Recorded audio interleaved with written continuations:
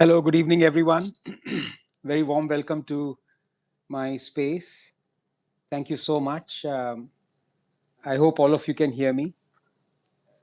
Space is especially because I think my tweet of yesterday kind of went um, viral or popular, shall we say, and it's elicited response, mostly in its favor, as the title says, no tax on our Jawans. And by Jawans, I include everyone who is in the armed forces.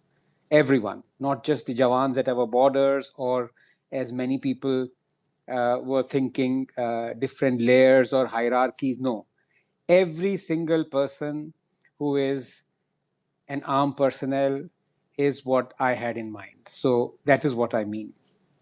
Now, my view has been very clear since yesterday, and the topic also makes it very clear. The title, in fact, I don't want any income tax or tax to be levied on our Jawans. Having said that, there are opposing views as well, and as I said, I welcome disagreements more than agreements. So I'm very eager to debate this topic. And thank you so much for coming in. There's already, I see there about 1,000 people listening, and more they may prosper. Before I begin with what my views are and the reason why I came to this view, I would like to invite those who are against this view. So, those of you who are against this view, those of you who feel that we should not abolish the income tax on our soldiers, if you could please raise your hands, and I would love to listen to you. And I think all of us would love to listen to your arguments first, and then we will go to what my arguments are. So if you could either raise your hands or put a thumbs up, and then I'll invite you as a speaker. Okay. So Yajanade has requested. Adding Yajanade as a speaker, and Yajanade can speak now. Anybody else who, just 1 second, Yajanade, if you don't mind. Anybody else? Anybody? Okay, Ahalade also believes. Hi, Ahalad. You also believe that we should not abolish the tax, so I'm adding you as a speaker as well. Okay, and three, so let's have another one who believes we should not have, we should, in fact, have the tax on our soldiers. Anyone else, please? Could you kindly raise your hands? The two speakers, third one, I think would be good. Could you please? Okay, Srikant has requested. Srikant is against abolition of tax. So, okay, so now we have three speakers. May I please have Yajanade to very briefly, because I want to get in as many voices as possible. I hope you understand, in the ensuing 1 hour. So if you could just put in your simple arguments as to why you feel we should not abolish the income tax on our soldiers. Yeah, over to you, Yajanade. Yes, can you hear me? Yes, I can. Yes. Thank you. Right. So there is no essential difference between cutting tax. 1 second, Srikant, can you please mute yourself till such time? Yeah, thank you so much. Yes, please carry on, Yajanade.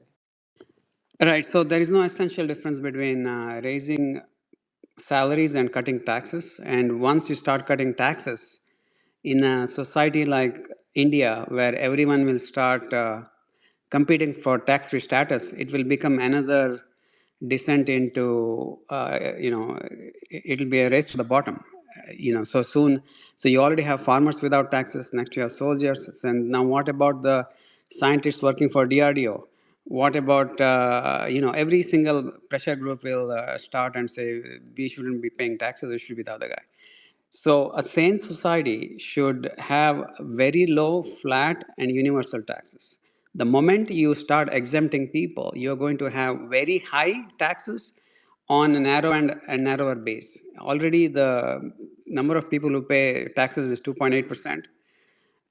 You're soon going to have 0.1% paying 50-60% of the taxes.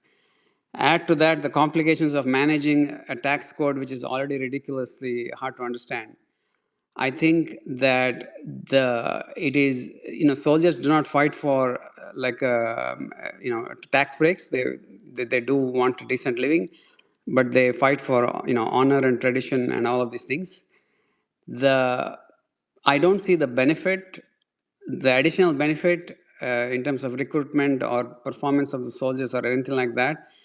I see this as an overwhelming emotion that many Indians felt because of this war, and they want to kind of express that somehow, and that can be expressed in other ways. That's it. I'm done.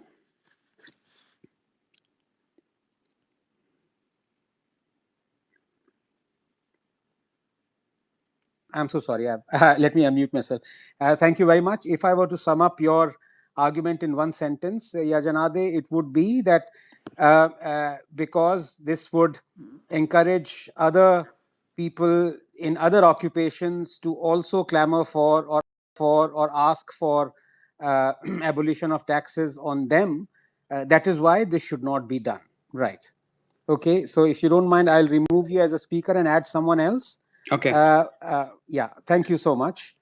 Can I please now request Ahlade, please, to have your view as to why you believe we should not abolish tax on soldiers? Ahlade, please. Hello, thank you, Anand. My view is parallels the first speakers. First, the formal tax base in India is already very, very low, and people who are registered into the armed forces are registered as formal employees probably for the first time, and it's a very small part of India's economy. So I don't think that that should be reduced. What should be aimed for, however, is a lower, flatter income tax rate for everyone, and that's more possible by expanding the tax base than by reducing it. That's number one. Number two, there are other ways to do this in the sense that, remember, if a country is administered well and everything is going well, hopefully the armed forces are not going to be engaged full time in a particular country. That signifies that a country has been well run. When you have emergency situations,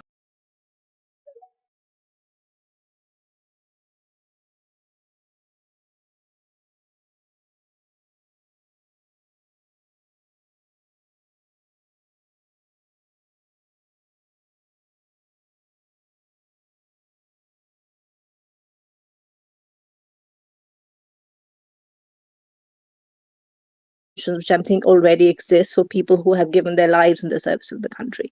That already exists as far as I'm aware of everybody else in the country and for the armed forces themselves, because it, of course, reduces further spending on them by reducing the taxes that are gathered. Number three, we have to look at the history of how people are recruited into the armed forces.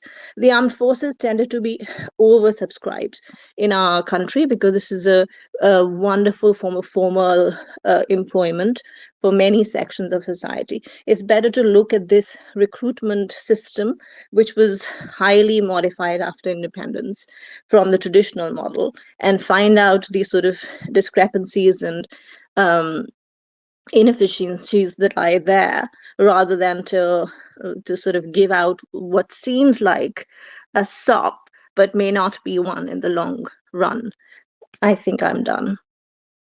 Thank you very much. So you put in three arguments. One was, I think, okay, that it was separate from the first argument of the first speaker, which was that if we give tax-free status to the soldiers, then everyone else who's occupied would also demand for it. Your first argument, I can't remember. The second one was that if the country is run properly, then we don't really need the services of our armed personnel that much. Well, Alade, as you know, India. No. Yeah, sorry. That's an incorrect summary of my Okay, I argument. My apologize because argument is I'm just trying to that remember. What that, was the second that point? Yeah, active combat is an active combat. exceptional Yeah, event and should right, be an exceptional event and has right, been in India's history been an exceptional right, event. So right. making policy on the basis of active combat is, I Yeah. think, extremely myopic. Okay, right. So that's with the assumption that this expression of gratitude, if I can call it, I won't call it SOP, my personal opinion, assuming making the assumption that that's based on what has happened during active combat. So that's your assumption. Uh, am I right? Yes. Okay, Yes, right. you did. Well, it did Yeah, happen during an active war, and I can completely understand. These yeah, are people willing to give up their lives for the country. That's yeah. an exceptional occurrence. But Yeah, let sorry to interrupt. What is not exceptional occurrence is they're always willing to give their lives. It's not just that when they go for combat, that is when they're willing to give their lives. So the war might happen once a year or once in a decade. By the way, India is always perennially surrounded by enemies, so they're always, if not, there is simmering tension, and there always vigilance is required at the border. So active combat, I'm not too sure. I mean, it's that kind of a thing. But the fact is, they're always ready to lay down their lives. So this argument that because we're being swayed by the active combat situation, personally I feel, I mean, others might of course agree with you, but I have a slight disagreement there. What was your third argument, Ahlad? I was saying that the armed forces are oversubscribed as a form of Right.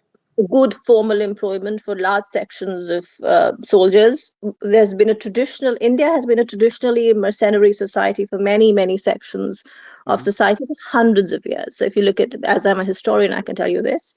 Right. So they are the traditional sort of what was called by the British the martial clans, and they tended to send their young men to the army as a traditional form of employment for many, many years under different dispensations. That became the British Army, which is now the Indian Army. This format, which worked really, really well into keeping the armed forces oversubscribed for many years, was meddled with so that there wasn't a concentration of certain communities of people in the Indian armed forces, and that has led to people who want to go to the army but can't, and then under recruitment for certain other sections of society who traditionally don't go into the army as a form of employment. I think those sort of changes that were made maybe can be reconsidered because it is still considered to be a very good form of employment for many communities, and it offers excellent welfares already. So I think those inefficiencies might be corrected because many of these communities have grave disagreement with the employment processes now. So there are systems that need to be checked and corrected at this time that already exist, rather than meddling with, oh, let's give them a tax break, because most of them do not fight for a tax break. Of course, no, absolutely. I'll come to that. My counterpoint to your third argument, Alad, because the third speaker that I had readied that was against the tax abolition has somehow mysteriously disappeared. Is there anybody who disagrees with abolishing tax on our soldiers? I would like to hear your opinion, please. Please raise your hands or signal a thumbs up sign. Anybody against this motion? I know Major Saab is there, Pawan Kumar, and I'll get him in. But he, I suppose, like me, favors this. Okay, Anush, one second. So there are a lot who are against this. Who should I? Harsha, right? Okay, I'll just get Harsha. Yes, Harsha. One second, you're just being connected. That's right, Harsha. Please tell us why you are against abolishing the income tax. Yeah, first of all, I have immense of respect towards the army generals or army people. Of course. There is no emotions, just I'm telling the fact. Yeah. In India, like we only have lesser percentage of the taxpayers, and end of the day, the tax goes to the nation, which helps you to buy your ammunition or your technology or your research and everything. That includes the taxpayers' money as well, especially the taxpayers' money. So cutting down Jawans or farmers or certain people doesn't help the nation, but individually it might help for certain level. I'll tell you one more example. Why I'm drawing this conclusion is most of the people will be already in the tax brackets. They have different levels of tax brackets, and only the people with the higher incomes are getting affected. And even if you bring the tax exemptions um, for everyone, for example, if you are earning like maybe like 5 lakhs or 10 lakhs per month, obviously they will be in the higher tax brackets, and their returns, or if you try to take off the taxes, they'll be get more exemption. But point what we need to address is we need to have a recognition mechanism, not trying to get like tax benefits or not trying to do something. We need to recognize and we need to honor them in different means, whether it could be a compensation or whether it could be some awarding or different other mechanisms. But the whole point is we need to strengthen the nation by providing the more taxes, or Okay, even, right. yeah, one second, let me complete. Even in fact, I would say that even if somebody not earning are also expected to file the taxes is the mechanism that we need to look forward, so that government can able to understand who is paying taxes versus who is not. And at least the zero tax pays, at least government can go after them and ask them whether do you need any help, maybe like the social status or something, that they can able to assist them. So whole point is government will have uh, like enough revenue on the one hand, and at the same time they need to look for the qualitative facilities whatever they're supposed to provide to the army. I think that's what we need to look for instead of the individual or individual benefits. Okay, Thank you. thank you. Thank you. We have Shiva, who's also against abolishing. Shiva, over to you, please. Yeah, thanks, Anand. Not a problem. First of all, salute to every single soldier. They are our first line of defense and they contribute a lot. So, my limited point is like for any nation who wants to grow and get strengthened, I think tax is a moral duty. Basically, it binds an individual citizen with a sense of responsibility towards the nation. So when somebody pays a tax, like you might have heard, like a lot of people, like, oh, this thing is built by my taxpayer money. It gives a sense of pride. It gives a sense of attachment with the whole nation. It's a binding force. So why would you take it away from a soldier, even though they contribute a lot? But let's say, for example, hypothetically, there is no war for 50 years. So you are depriving that soldier for 50 years from contributing to the nation, even if it's few rupees, right? But that tax must go from every single individual, and you want to propagate this feeling that everyone needs to contribute to this. The real power of the nation is its economy and its sense of responsibility. Soldier, kind of like they are born and bred on all that power that is generated from sense of responsibility and economy. So I would be totally against taking away this privilege of paying taxes and contributing. uh, I would be in favor of, like, maybe they file taxes and it's nominal and it's very minimal, but at least some contribution, even if it's a dollar, even if it's a single rupee, that must happen. And it should be propagated further, and they are the prime example of, like, maybe you raise their salaries, maybe you raise their livelihood, but everybody should contribute. And then you don't want to take away Right. this Yeah. practice of, like, oh, this freebie kind of mindset. We need to get away from that. So that's my limited point. Okay. Right. Thank you very much. So, before I put out my points, five of them, we've heard four speakers who are against abolishing the tax. I think that's a good enough place to begin with. So, let me now put out my points, and then we'll go to and fro, and then we can discuss everything. I think that way the debate would be quite nicely balanced as well. So, these are my 5 points as to why I believe there should be no tax on our military personnel. That includes, by Jawans, I mean everyone who is employed in the military, a soldier. So, the first one is, look, and all the other four people who are against it, let me just begin by saying they've made excellent points. They have their point of view, very reasonable, very objective.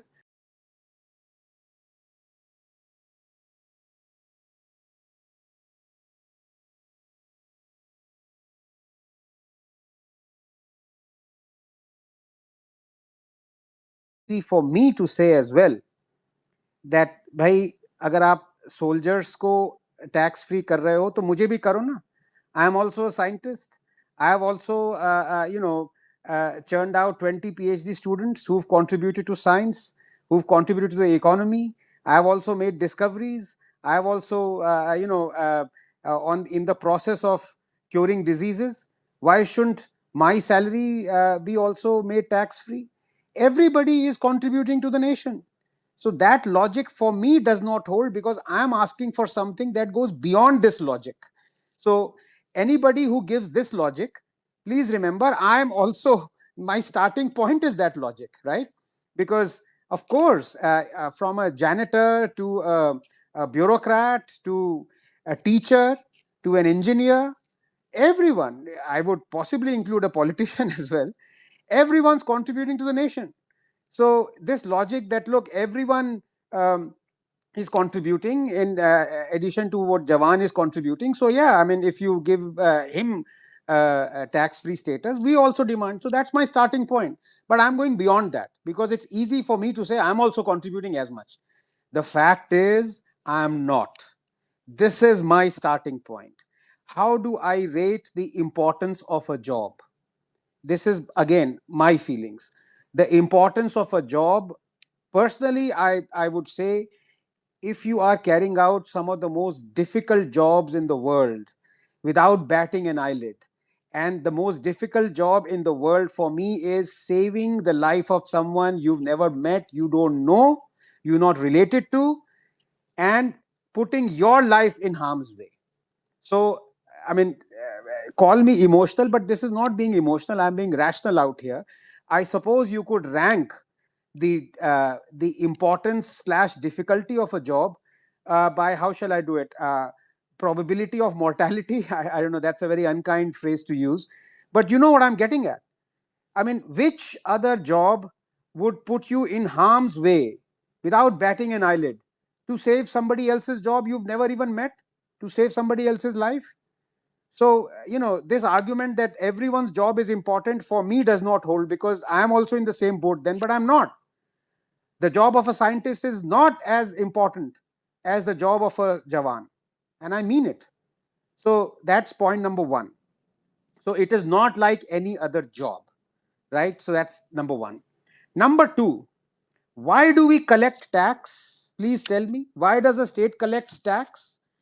State collects tax, in one phrase to put it, for nation building. That's what every politician from prime minister down to president to everyone says, right? And that's correct. Nation building. But tell me, how would you build a nation if you don't have a nation? If your nation is not there, if your nation doesn't exist, how the hell are you going to build it?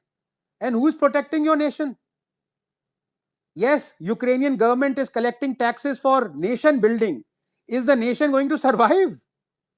So please, the logical thing is, you are building the nation because somebody has protected that nation for you. Otherwise nation building नहीं चलेगा. सड़कें कहां बनाओगे आप? खंडरों में बनाओगे. जब cities are bombed, when everything is bombed, when you don't have people who protected that nation for you, who are allowing you to nurture it, how on earth are you going to build that nation? So that's point number two. Tax is for building the nation. How on earth are you going to build the nation if you don't have a nation? Point number three, and this is very important. I think the fact of the matter is, people mistake this as a sop. I don't mean being unkind. I mean, that's possibly in the run of saying things, it comes out, sop. It is a token of our gratitude. Now, here I can be a little bit, I'm always accused all my life of being too cold. It did not help that I spent, 8-9 years in United Kingdom. But the fact, and Alad would possibly agree with me, she's smiling right now, I'm sure, cold as a cucumber, unemotional, objective. But here, permit me 5% to remove that label from me. The fact of the matter is, if the nation does not show gratitude, yaar, to people who are saving them, to people who, because of them, we are here, तो emotion होने ना होने का फायदा क्या है life में? पत्थर बन जाओ ना फिर. And I'm not being unkind. I'm saying it's a rhetorical thing I'm using to me. Okay? So, kabhi to gratitude dikhao. This is a form of showing gratitude. Ki yaar, we think so highly of you. We are here as a nation because of you. आप अपनी जान खतरे में डाल रहे हो हमारे लिए. आप जानते भी नहीं हो हमारा नाम, आप जानते भी नहीं हो हमारा धर्म, हमारी जात, कुछ नहीं जानते आप, लेकिन आप सरहद पे लड़ रहे हो because you want to protect us. Operation Sindoor, we are all celebrating The enemy is down to its knees. 5 soldiers are martyred. Do we know their names? This is not a rhetorical question. I might not know all their names, only a few. But the fact of the matter is, somebody has given their lives for this. It is not an easy thing. It's not like a scientist goes to the lab and works 9 to 5. It's not a teacher goes to a school and teaches from 9 to 2. It's not the same. The only person, according to me, that comes closest to what the soldier is doing is what doctors did during COVID, during pandemic. Now, of course, doctors saves lives, and a lot of people saved lives. That's great. But during pandemic, the doctors endangered their lives to save lives. That was the closest anybody came to replicating what the soldier does every single day, right? Right now, not in a pandemic situation, the doctors are saving lives and they are heroes for me, but they're not putting their lives in danger. During COVID, they were. During pandemics, they do. So that's the equivalence that I want to draw. Now, the fourth point, and this is very important. According to me, a just society, an equal society, a moral society, a society that wants to grow, is a society that always gives a choice. And in matters of economics, in matters of society, in matters of teaching, in every matter, I have always striven to always give choice to people. Now, out here, it would have been very easy for me to have said, like a lot of people were saying, very well meaning people, a lot of armed personnel, a lot of my friends, everyone, ki abolish the tax. I gave that as choice number one. Yes, I have my reasons for it, but you could say, well, that's an emotional reason. The moment I gave the second choice, that means I am giving a choice. That means it is based on cost benefit analysis. I am not putting the state at a loss. The second option was, you make a list of people who are voluntarily willing to be charged a cess to make up for the amount that the state would be losing if it abolished tax on the soldiers. What is wrong with that? Please tell me. What is wrong with that? Now imagine this Ujjwala scheme. The state is giving 2 cylinders to poor people. Now the state asked, could you please give up your subsidy? Millions of Indians did. It is along similar lines. I feel so grateful towards this community that I don't mind being charged a cess and paying the tax a little bit higher so that my Jawans don't have to. How is this, putting the state in difficulty? The state is going to earn exactly the same amount. How much? The amount that it earns from the soldiers. First of all, I would want the state to tell me how much exact amount does it earn from taxing the soldiers. I don't have that information. Many people since last night who were against this view of no tax on Jawans said 96% of the Jawans are not. Well, let me clarify. I meant Jawans being everyone who's employed. I've already clarified that. Secondly, I don't know where this term 96% has come from. Somebody said it is 44%. Somebody said 56%. Now, I don't know. Can the state tell me how much does it earn from taxing the armed personnel every year? Is it 2,000 crores? Is it 200 crores? I don't have that figure. But the point is, the moment the state gets that figure, there will be a lot of people who would say, just like Ujjwala subsidy, we gave up this thing. We would like to be in that pool. Please make a list. And I wouldn't mind paying 1% extra cess or something like that so that soldiers don't have to. It is, you can never repay the debt of gratitude, but it is some kind of, I don't know, a mechanism by which we can show our gratitude. And I'm not asking the state to show gratitude out here. The state will keep on getting exactly the same amount that it would get if it were to tax the soldiers. So the state is not, if it wants to, the state's gratitude was option number one, where it abolished the tax. In option number two, it is my gratitude. And I'm not asking all of you who disagree to be in that list. I'm asking myself to be in that list. How is that a problem for anybody else? I don't understand. That is point number four, and that's one of the most important points. The state is not losing any money through option number two. Now, the fifth point is also very important because it is a bit like my Waqf Act argument. About the Waqf Act, my argument was abolish it. It is a draconian act. which is absolutely true. I've written extensively about it, spoken extensively about it, given umpteen examples, even written a chapter in my book about it. But given the circumstances that the government did not abolish it, my next argument was, then you please make an equivalent act for Hindus as well, right? If you are allowing discrimination, but that discrimination is benefiting only one community, then please allow other community to also benefit from the similar discrimination. For example, if you are taxing or controlling only Hindu temples, then you can't abolish that, what you're doing. Then you please control mosques as well. If you are putting the obligation on only Hindu run schools to give 25% reservation to the economically weaker section, as a result, thousands of Hindu schools are closing down and Muslim and Christian run schools are prospering. My argument is, if you can't remove that discrimination, then you please put Muslim run schools and Christian run schools also in that discrimination. Yeah. Now, is that not equality?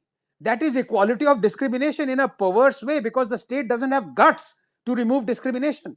Likewise, if you can't remove the abolition of income tax for farmers, why not you have the same for soldiers as well? Yeah?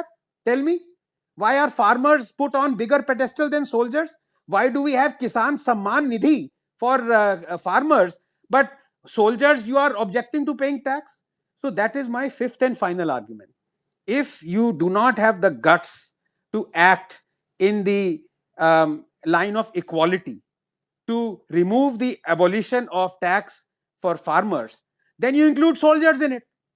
So these are the 5 arguments. Let me reiterate them, and then I throw the floor open for a lot of disagreements as well. And as I said, I'm here to learn. So please, anybody of you, if you disagree with any of these 5 arguments, I am the first one to give you the mic, because I want to know what is wrong in these. The first one was that soldiering or being a Jawan is not like any other job, and that any other job includes my job as a scientist as well. Number 2, why do we collect tax? It's for nation building. We cannot build a nation if the nation won't exist, and the nation exists because it is being saved every single night and day by the soldiers. Number 3, we this is a token of gratitude. And 3A or 3B, or you can call number 4, that A, either the state expresses this token of gratitude through abolishing the tax, or B, which I would like, because I am not now encumbering on the state, the onus is on us citizens. They're also a choice. Make a list. The state makes a list, and all those people who want to be charged a cess to make up for that amount that the state would lose if it were to abolish the tax, we pay for it. So the state gets the same exact amount, and we show our expression of gratitude. That's point number 4. And point number 5 is the Waqf Act argument. If you can't abrogate it, then you please allow others to benefit from that discrimination. So if you do not abrogate the abolition of tax that you have for farmers or giving them Samman Nidhi, then you include soldiers in it. These are 1, 2, 3, 4, 5. Now, can I please ask those? I know my good friend Tushar is also there. I am giving him the mic, but I don't know whether he's for the argument or against it. Couple of people who are against this argument, please raise your hand so that we hear, now that you've heard my arguments. Who's against? Okay, so okay, Ahlad wants to speak, and Harsha, oh, you've already spoken. If I can get another third one who's against abolition. Is there anyone else? Or I will give Harsha, you've already spoken. Okay, Abdul Kitabi. Abdul Kitabi, I'm adding as a speaker. Abdul is against abolishing the tax. Right, Abdul, over to you, and then I'll ask Major Ji and Tushar to come in. Yeah. See, thank you, Mr. Anand. Not at all. Fundamentally, I'm against, I'm economist. So I'm against abolishing the tax or giving certain people, allowing certain people not to pay tax. Instead, the better way, if you see, like most of our Jawans, after service, like short service or 8-year service, they are unemployable. Nobody employs them because they don't have much skill. So if you see Canada and US, what they do, I live in Canada. So what they do is that they make sure once someone puts 5-year, 7-year, 8-year service, they give them full scholarship. They pay them. They have certain reservation in universities. Actually, they make them a productive human being. Actually, instead of abolishing this, I understand the emotions behind it, but I think this is a better approach than abolishing the tax. Instead, let's see, a Japan puts 8 years of service. After that, what government should do, because all the IIM, IITs, diploma colleges are government colleges. Government should give them admission depending upon his education skill. In that 2 year, 3 year, he should get his full pay, and he's a productive human being after that. This is a better approach, I believe. I rest my Okay, case here. thank you, Abdulji. I will remove you as a speaker now and put someone else in. Look, again, I reiterate, there are so many things that the government could do and should do for improving the status of our Jawans. But this discussion is not on that at all. Please remember, there are 100 things that the government should do and must do. Increase the salaries, one, give them more amenities, more welfare, so many things, right? Employment, you can say. This is about whether we show a token of gratitude based on the 5 things that I have said, or do we not? Do we ask the state to do it, or will the state allow us to do it? So please restrict yourself to the absolute topic of the debate. I'll get in Tushar and then I'll get others to disagree or agree with us. Tushar, over to you, please. Hi, Anand. Anand, Hi, Tushar. you have given very interesting 5 arguments on Yeah, the idea of not taxing our demands, and they are rooted in some fair arguments. And right. though I disagree, I would like to just sort of just put out a disclaimer. Please, It's please, purely a absolutely. disagreement, nothing Of else. Okay. course, absolutely, Firstly, absolutely. you say it's not like any other job. Now, who defines what any other job really is? You, as a rational scientist, a man of a sound mind, will say that the job of a military is like no other job. A politician catering to their vote bank might say that the job of a farmer is not like any other job. So, where do we draw the line? That's the first challenge. Because tomorrow, in the midst of a pandemic, we have something far worse than COVID 19. Someone will say that the doctors and the frontline workers are ensuring everyone is safe and healthy, so they are doing the most important job, so they deserve a tax break. So the world works in such a way that at every few years we reach a juncture where everyone will say, my job is the most important, do not tax me. So that's your first argument. The second argument is, you say, why do we collect tax? We collect tax because the nation exists, and the nation building is sort of an instrumental result of the kind of military we have. Absolutely correct. But that military, in its process of nation building, warrants a lot of machines, a lot of hardware, a lot of serious hardware that requires taxpayers' money. Now, your idea is, let's not tax the Jawans, but what difference does it really make to the overall tax collected? Now, that might further your argument, then why do we really need to collect it? But your argument sort of opens a Pandora's box where everyone will start asking for a tax break. So, yes, nation exists because there is a sound military to defend it, but that military also needs to be improved every single day. So that's your second argument. Your third argument is a token of gratitude, and we create a sort of a list where people can make up for the tax loss. That's correct, token of gratitude. But can token of gratitude be something that creates more inequality in the society? We do not need to move away from a point that since we are not taxing our farmers, let's not tax our Jawans. We need to move to a point that even if the Jawan in this country has to pay a tax, a farmer above a certain threshold should be asked to pay tax. We don't have to go back to the more regressive point of view. We have to get to the more progressive part view. Now, you're talking about the Waqf part as well, which was a final argument that if the government can't completely remove the Waqf, well, the government has actually done that, but that's a discussion for any other day. My only argument is, if you start with this line that let's not tax the military, there is no stopping anywhere. Doctors, frontline workers, even scientists. Someday we require a major breakthrough, and people like you are on the front line. You'll start claiming that, okay, we need a tax break. We do not need to pay that tax. And eventually, everyone will fall within that bracket that, yeah, I do not need that. I don't need to pay tax. That's how reservation also began. That, okay, a few people need it. Then suddenly, everyone found a way to convince the state that they also need reservation. So we are, sort of arguing on the same lines, and that is why I politely disagree with your idea. That's all. Thanks, Anand. Thank you so much, Tushar. And I must say, absolutely brilliant rebuttals. Thank you so much for them. And I've learned a lot. If I can rebut those rebuttals very briefly. The first, I don't know when you joined. Did you join when I started, elucidating all my 5 points? Yes, yes, yes. Okay, right. Yeah. So, in fact, the first point, when I said it's not like any other job, I was at pains to kind of include me in the kind of job that I do. And I am also, I can very well say that, look, my job as a scientist is as important as anybody else's job. But I said that's the line that I have gone beyond. And I gave a couple of reasons for that. The first one was, as I said, I mean, that the phrase that just came to my mind is not very appropriate, possibly not be politically correct as well, was the mortality probability. So I would judge the importance of a job through a mortality probability.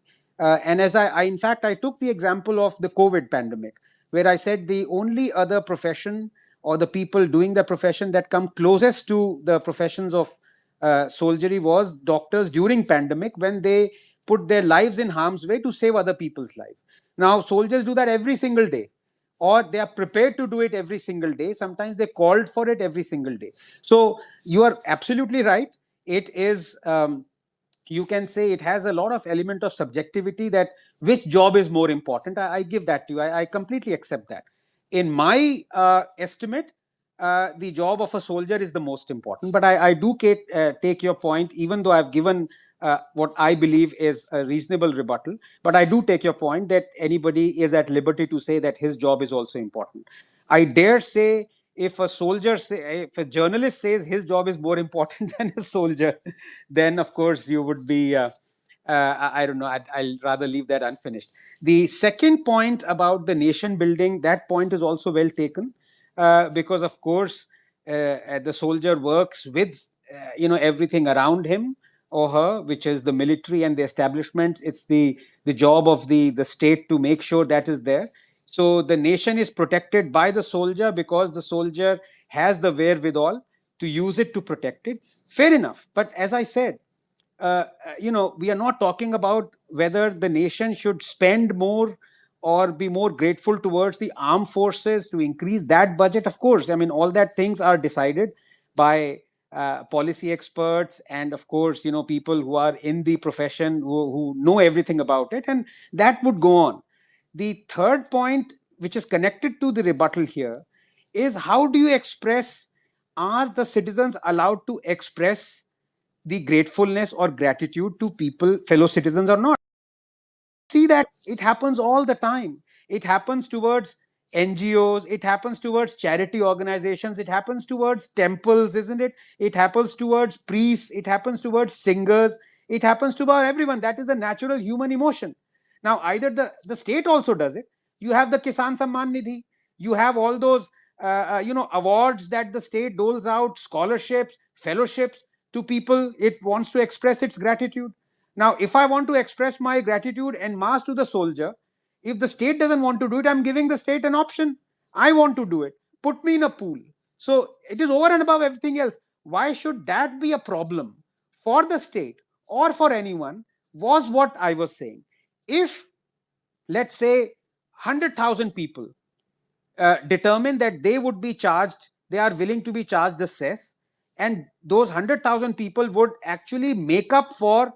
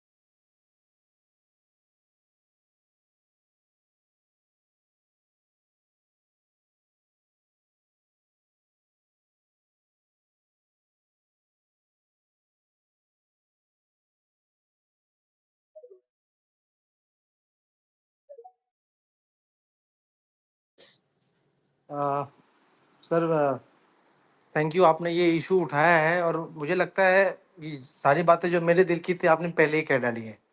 और Thank जिस you. तो मैं आप बस ये कहना चाहूँगा कि बिल्कुल हम लोग चाहते हैं ऐसे एक लोग, या सिर्फ आप अकेले नहीं हैं इस देश में जो विलिंगली ये सपोर्ट करना चाहते हैं। मैं भी उस लिस्ट में हूँ और ऐसे लाखों करोड़ों लोग होंगे जो हम लोग स्टेट पे डिपेंडेंस नहीं रखना चाहते हैं। We are willing to do it by our own. तो ऐसा सच में ऐसा होना चाहिए, क्योंकि जो जो अभी अभी रिसेंटली जो अटैक हुए पहलगाम में, उसके बाद जो इतने सारे ड्रोन्स पाकिस्तान ने छोड़े हैं, ये वहां पे बचाने वाले हमारे सोल्जर ही थे। तो उसकी जान की कीमत तो हम चुका नहीं सकते हैं। Oh, there is no other way sorry. To doing this. Of course. Sorry, Pujanji. So you are for abolishing the tax? Yes yes. अच्छा, सॉरी मैं no no of course, thank you very much for that. मैं ऐसा चाह रहा था किसी आदमी को जो कि हमसे डिसएग्री करता है, तो ऐसा ओके ओके कोई सर। है? या sorry, okay, before I get somebody else, can I please get my good friend Ahlad, twin Ahlad? You've heard all the arguments for it now. What's your opinion now?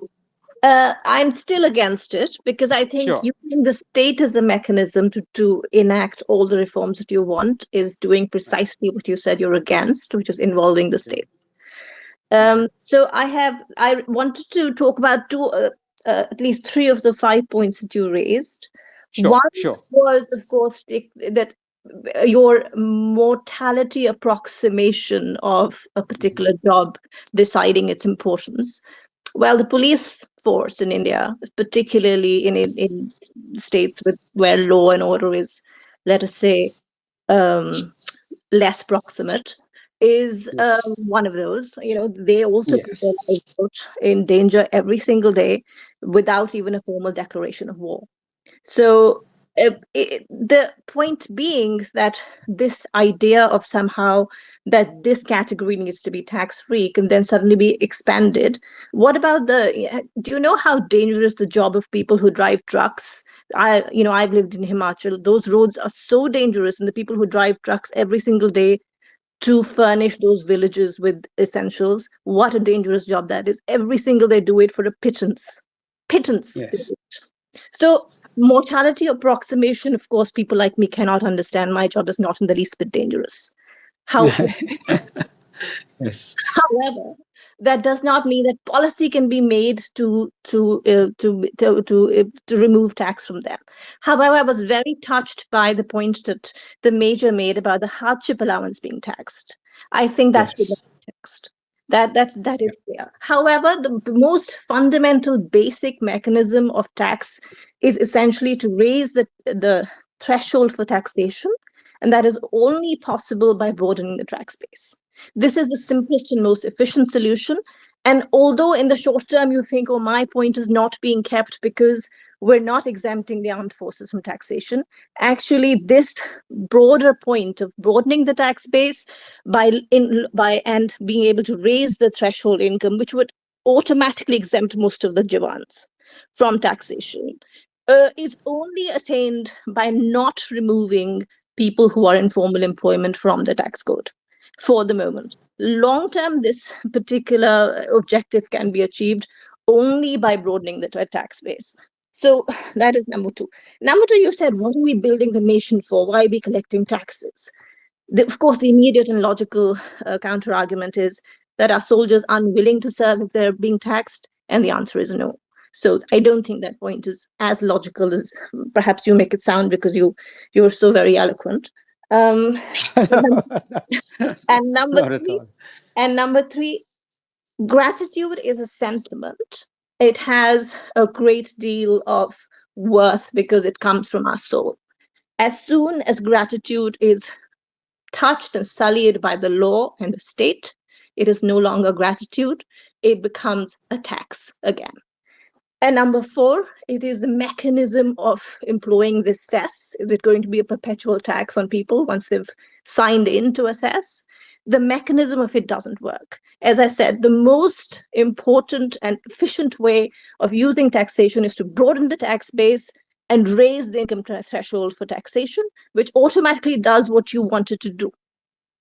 And number five, Right. the most Yeah. Right. controversial point about the farmers. The reason farmers are treated, apart from the fact that they grow our food, is the fact that farming income is not fixed. A farmer could make hundreds of thousands of rupees one year and make almost nothing the next. There is no other employment which is like this, which is why they have the benefit of non taxation, apart from being the largest community in our country, because we are still, for all we say, an agrarian country. So, of course, I believe in the fact that some farmers make an enormous amount of money, and they should come under a universal tax base of, if you make money beyond a certain point, you will be taxed on it as simply as possible. Those are my limited points. Absolutely fantastic point, 1 to 5, all of them.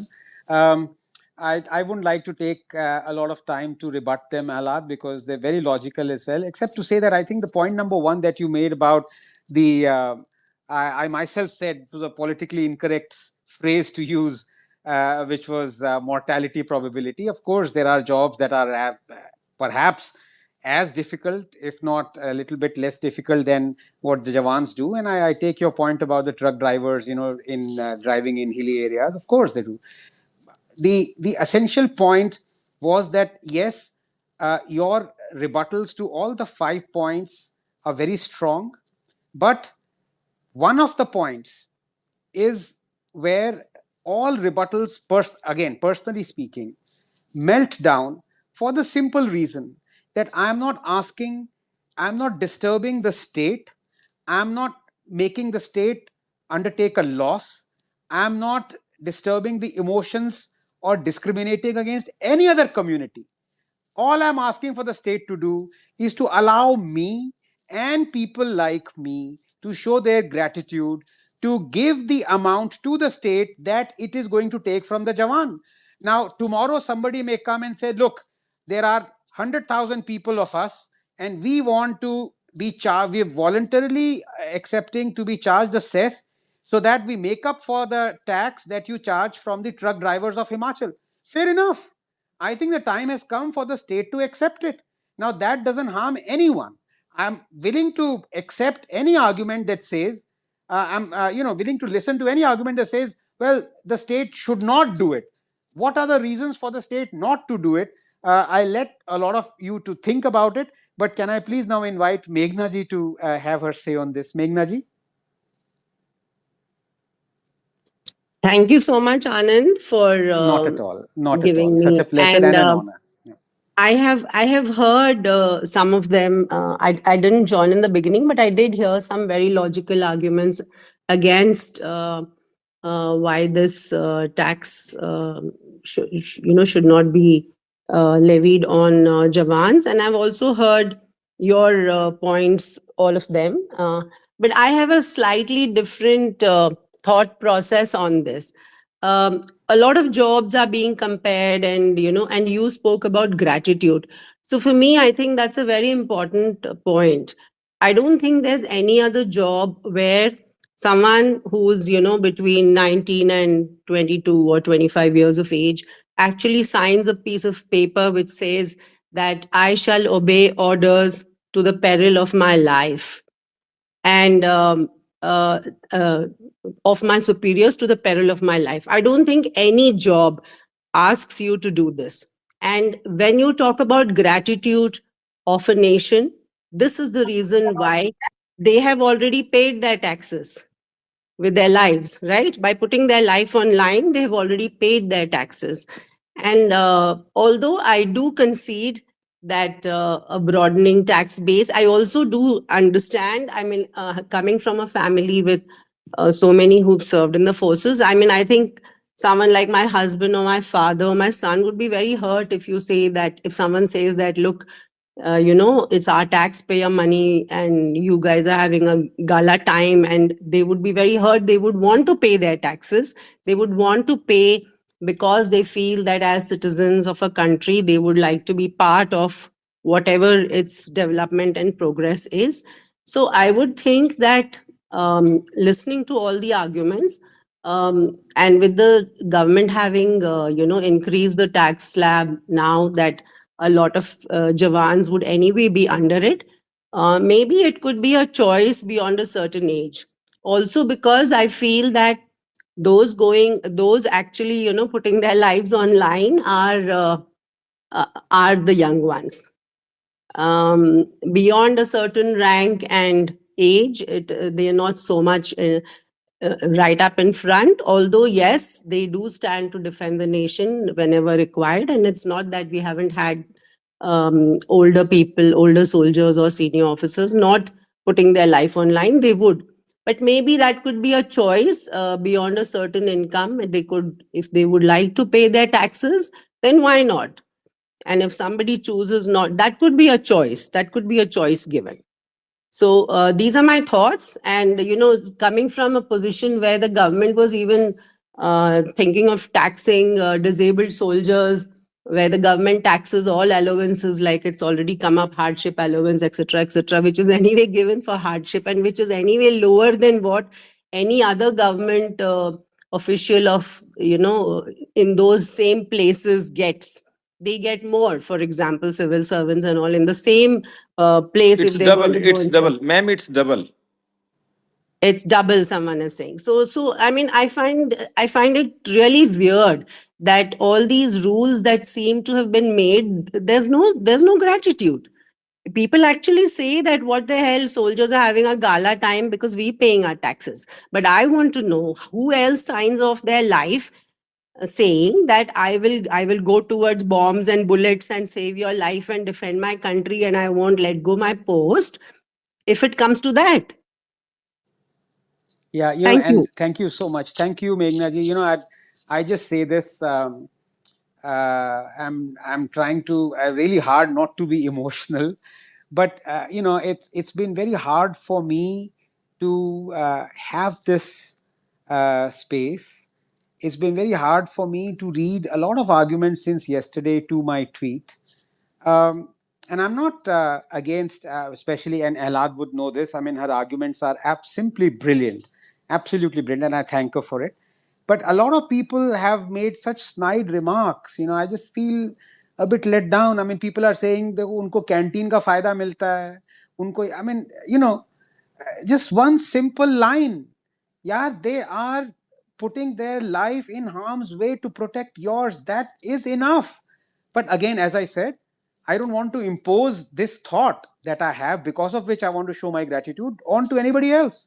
I shouldn't do it, and I don't want to do it. I don't want to do it to the state as well. But I want the state to accept that there are people like me who want to do it, you know. And it's not the same as what others said. In fact, Rajiv, my good friend, said कि there are other ways to show gratitude. No, I'm sorry. ये this is not akin कि मैंने आपको एक cinema का ticket दे दिया या आपको कहीं मील खिला दिया. No, okay. This is not gratitude also has how shall I put it, some sanctity. Gratitude Agree. is not कि आप सोल्जर को उठा के कहीं मील पे ले गए और gratitude दिखा दिया. No, I'm sorry. They are above us. I believe that. And even if you don't believe it, I think there are many like me who believe it. And I'm not putting down anybody else. I'm trying to say that there is sanctity in the way you show gratitude. And the most, I would say, the greatest way you can express it in the most civilized, sanctimonious way, moral way, is for the state to act where the state does not incur any loss because of us. So that is an argument that I have, because I know the moment I say that the state should abolish it, a lot of people might come, and I'm not denigrating their views at all. I mean, Alad's point of there are jobs that are more difficult than, I mean, perilous, let's put it that way. Point taken. But the point is, should tomorrow, I don't mind 100,000 people saying that we want taxes to be abolished, that truck drivers are being charged there. We are ready to pay cess. There is nothing wrong with that. I would encourage that. Can I have any other person who still disagrees with, not still, who disagrees with abolishing the tax, so that we hear that point of view? Okay, Colonel, you disagree with a tax abolishment. Please go ahead, sir. Mayank Chaubeji. Thank you, Anand. I've been a big fan and listening to you for quite some Not at time. all, sir. It's an honor. Thank you. नहीं ऐसी बात नहीं है. Meghna ma'am, Jai Hind to you. And if I may say, Charan Vandan, being a mother of a Jen, sir, soldier. we're proud of your service. नहीं ma'am, ऐसी बात नहीं है. In fact, it's my privilege to share this stage with you, to tell you very frankly, and it comes straight from the heart. Um, Anand, let me share a small anecdote with you. Ji. I was a young captain, and nowadays what we have is in the canteens, you walk through the aisle and you pick up a store, put it in the basket, and then at the end you are billed like any other mall. Earlier, those days, there used to be a counter in front of you, and there used to be young boys standing across the counter with the showcases right behind them. So, all the old timers, if in case somebody is here, I don't think so. So the person sitting on this side, standing on this side of the counter, he used to tell, "कि भाई मुझे ये सामान दे दो, ये सामान दे दो," and then it used to be billed. Vara wants to say something. Okay. So, uh, Anand, I was a witness to one such incident where a Jawan walks into a canteen and he asked the boy across the counter, "ये sabut dikhana." So he shows him a Lux. Then he says, "वो दिखाना," and he points towards Lifebuoy. And then he asks, "Lux कितने का है?" ₹4.25 का. और life boy कितने का है? ₹2.10 का. तो ऐसा करो, एक लाइफ बॉय दे दो. Anand, I still don't forget that day. It hurts, it pains. I used to draw 2,300 rupees basic pay at that point of time. And I literally cried in my heart when I saw that sight. Anand, I felt that my Jawan should be paid much more than what he is being given. So I can say, as an officer, I can still say that, okay, I'm ready to pay the taxes. It doesn't hurt me that much. But my Jawans, I really feel that they should be exempted from paying any tax. So when I say Jawan, it goes up till the rank of a Subedar Major. Once you get a commission rank, then you jolly well pay. And I am speaking this at the peril of lot many officers coming after me, saying that you got a point to say, but then at your platform, I am saying straight from the heart. Of course, it pinches me when I pay the taxes, but then still, I would say if my money goes for nation building, so be it. I am ready to pay from my pay, but at least cut off that tax slab from the Jawans right up to the Subedar Major, and that's my 2 pence.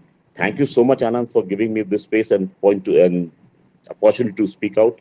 I'm really thankful to you. I've been a big fan, and I follow you like mad. Not at all, sir. And It's a real pleasure yeah, and honor. Thank you for your words. and Can I? Yeah. one day I'll meet you. Hopefully. It would Okay, be then bye. my pleasure, sir. Thank you. If you don't mind, Thank you. I'll remove a few people so that I can get a new lot in, and I can Anytime, add them. Yeah. anytime, Thank you so much. anytime, anytime. Raviji, over to you, please. Thank you. Ranganathan, thank you so much. And as you know, Honorable Colonel and Major said, my father did serve for the Indian Army. Unfortunately, I lost him when I was 14. But I fully agree with you. I mean, I was trying to do some research when the space was on to really understand, who is really exempted. And, really the most deserving are the soldiers and the Army, Air Force, and the Navy personnel. As the Honorable Colonel said, I think. It's a very emotional. It has to be an emotional decision. It has to be in a decision based on gratitude and really a submission of every single citizen, right? Who is, and India is doing well, right? So if we have these farmers and we know that they're extremely well, I think this really needs to be kind of evaluated. And I really hope that you started here doesn't stop here in a space. I'm really hoping that this becomes a critical point of discussion. And as you said, it should be apolitical. It should be citizens driven. And I think many of us, like, I mean, I'm sitting here, but I still continue to pay my taxes for whatever income I earn in India, even today, right? And I'm more than happy to make sure that, whether it's cess or any other ways by which we are able to ensure that, all these, armed forces personnel continue to get that. And I think it's a big slap on many people. And I will not go there, the other side, but really on the people, who have kept quiet in the last 2 weeks, and who have been making money out of our motherland, paying insane taxes, sorry, getting all these tax exemptions. And, when it comes to our personnel in the armed forces, I think this is a non negotiable. It has to happen. I know that there are different aspects of it, maybe because we're emotionally charged. We are an emotional lot.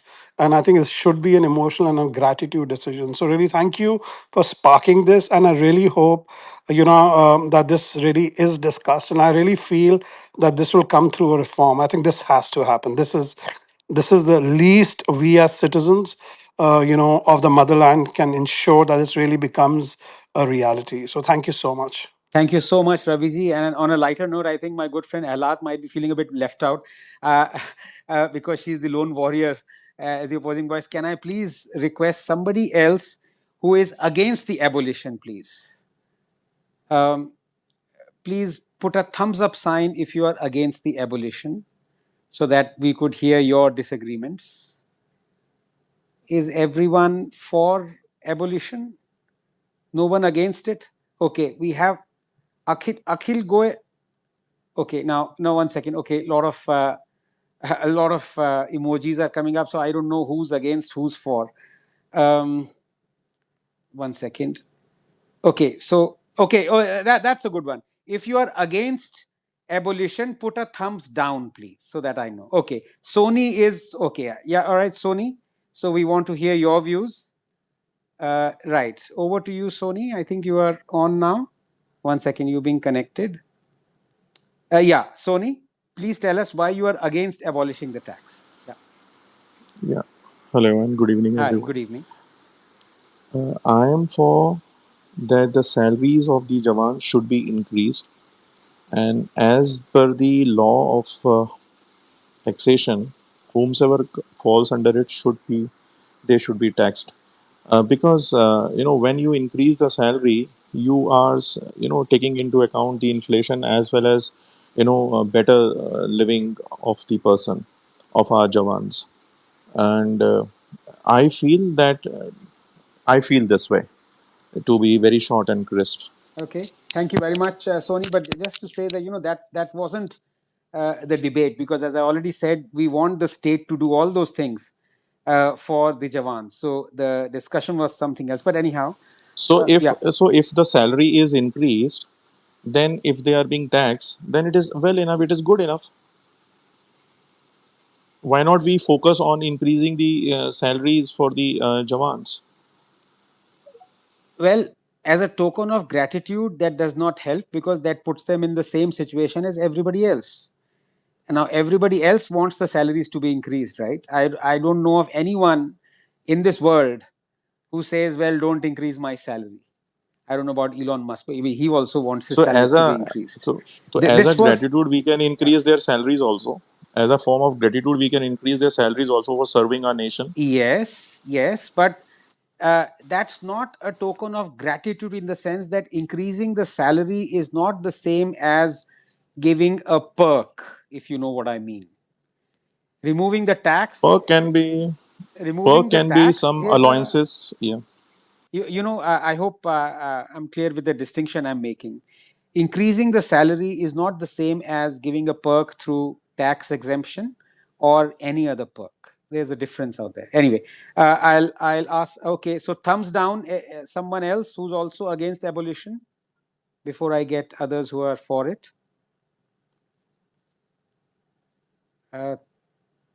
No thumbs down. Oh yes, Akhil Goel is against this. Of course, Halade. Yes, you want to speak? You want to come in, Halade? Please go ahead. Yes, Yeah, first of all, I want to say I am completely on board with the gratitude and the sentiment that you right. want to say. We are the exceptional nature of a soldier. I agree with all of those things. Yeah. However, the mechanism of showing gratitude through a tax removal is a faulty principle for a country which wishes to be independent, wants to have an army and a military, and armed forces that continue to be modernized. The principle of the only way which the state can show gratitude to me is through removing me from the tax board, I think is A, it's inefficient, and B, it is not something that the cess that you propose on certain individuals is not an efficiently manageable way in order to be able to raise the funds that go away that way. To me, the Okay, so principle the argument is not the not so much the principle, but the efficiency of the process. So you're not against the process. If the state No, does not incur a loss and at the same time the tax is removed from the soldier, you're not against it, right? no, In what I'm principle. for, in no, the fundamental point is that you're saying that the soldier should make more money. Is that the bottom line? Well, by not being taxed, if people are not taxed, then they would, No, yeah, my bottom it's line would be soldiers should make more money. Now we're trying to get that done, and they should have a better quality of life so that they feel revered and honored, and feel that the nation honors them and respects them. To me, that is the bottom line. How we achieve that is what we're debating.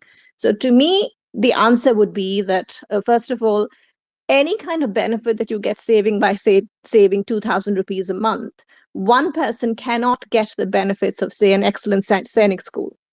Whereas if that so. money Can is, I put the same argument on its head and ask you, uh, when you were saying that there are a lot of other people who would say, well, why not abolish tax for us? There would be a lot of yes. people who would say, why not increase our salaries as well? Well, yeah, no, to me, the point, the salaries increase upon what is allowable. How systems stabilize themselves, its salaries are given in terms of what is the system allows. As any economist knows, and anyone who's worked with a complex job environment knows, you cannot make things work that go too much into you put your books into the red. You have to balance the books, bottom line. Number two, so the point is, our system at the moment, I don't think there's anyone sitting in government thinking, oh, I think our Jawans should be paid less. I don't think there's anyone sitting there with their mindset. They're working with balancing the books in the best possible policy that allows the Jawans to get as much money as possible. To I me, the totally system has disagree. I totally disagree there. They might not be thinking, I don't think the Jawans should be paid less, but they're certainly not thinking of the Jawans should be paid more than what they are. well, we Because should, if they, but absolutely, we agree. There's somebody sitting there who thinks that should not, their life quality should yeah. not be improved. So the amount of money the amount of money they make should not be increased. Then that person should not be in a position of policy making. We are completely in agreement on that. But the bottom line Okay, is that if he yeah, wants to, yeah. Anybody else who is against the abolition? Thumbs down. Thumbs down for against abolition. Uh, Anybody who's against abolishing the tax, please show. Oh, okay, yeah, okay. You have an, oh, oops, okay. A lot of people are still right. My God, I think my arguments do not hold any water anymore. Okay, Akhil Goel, I'm adding you as speaker. Akhil, you are about to be connected. Yes, please, Akhil. Please tell us why you are against. Yes, why? Am I audible? Yes, you are. Yeah, yeah. Thank you, Anand, for giving me the platform, and good evening to everybody. Yeah. I just want to make 2-3 points, quick points.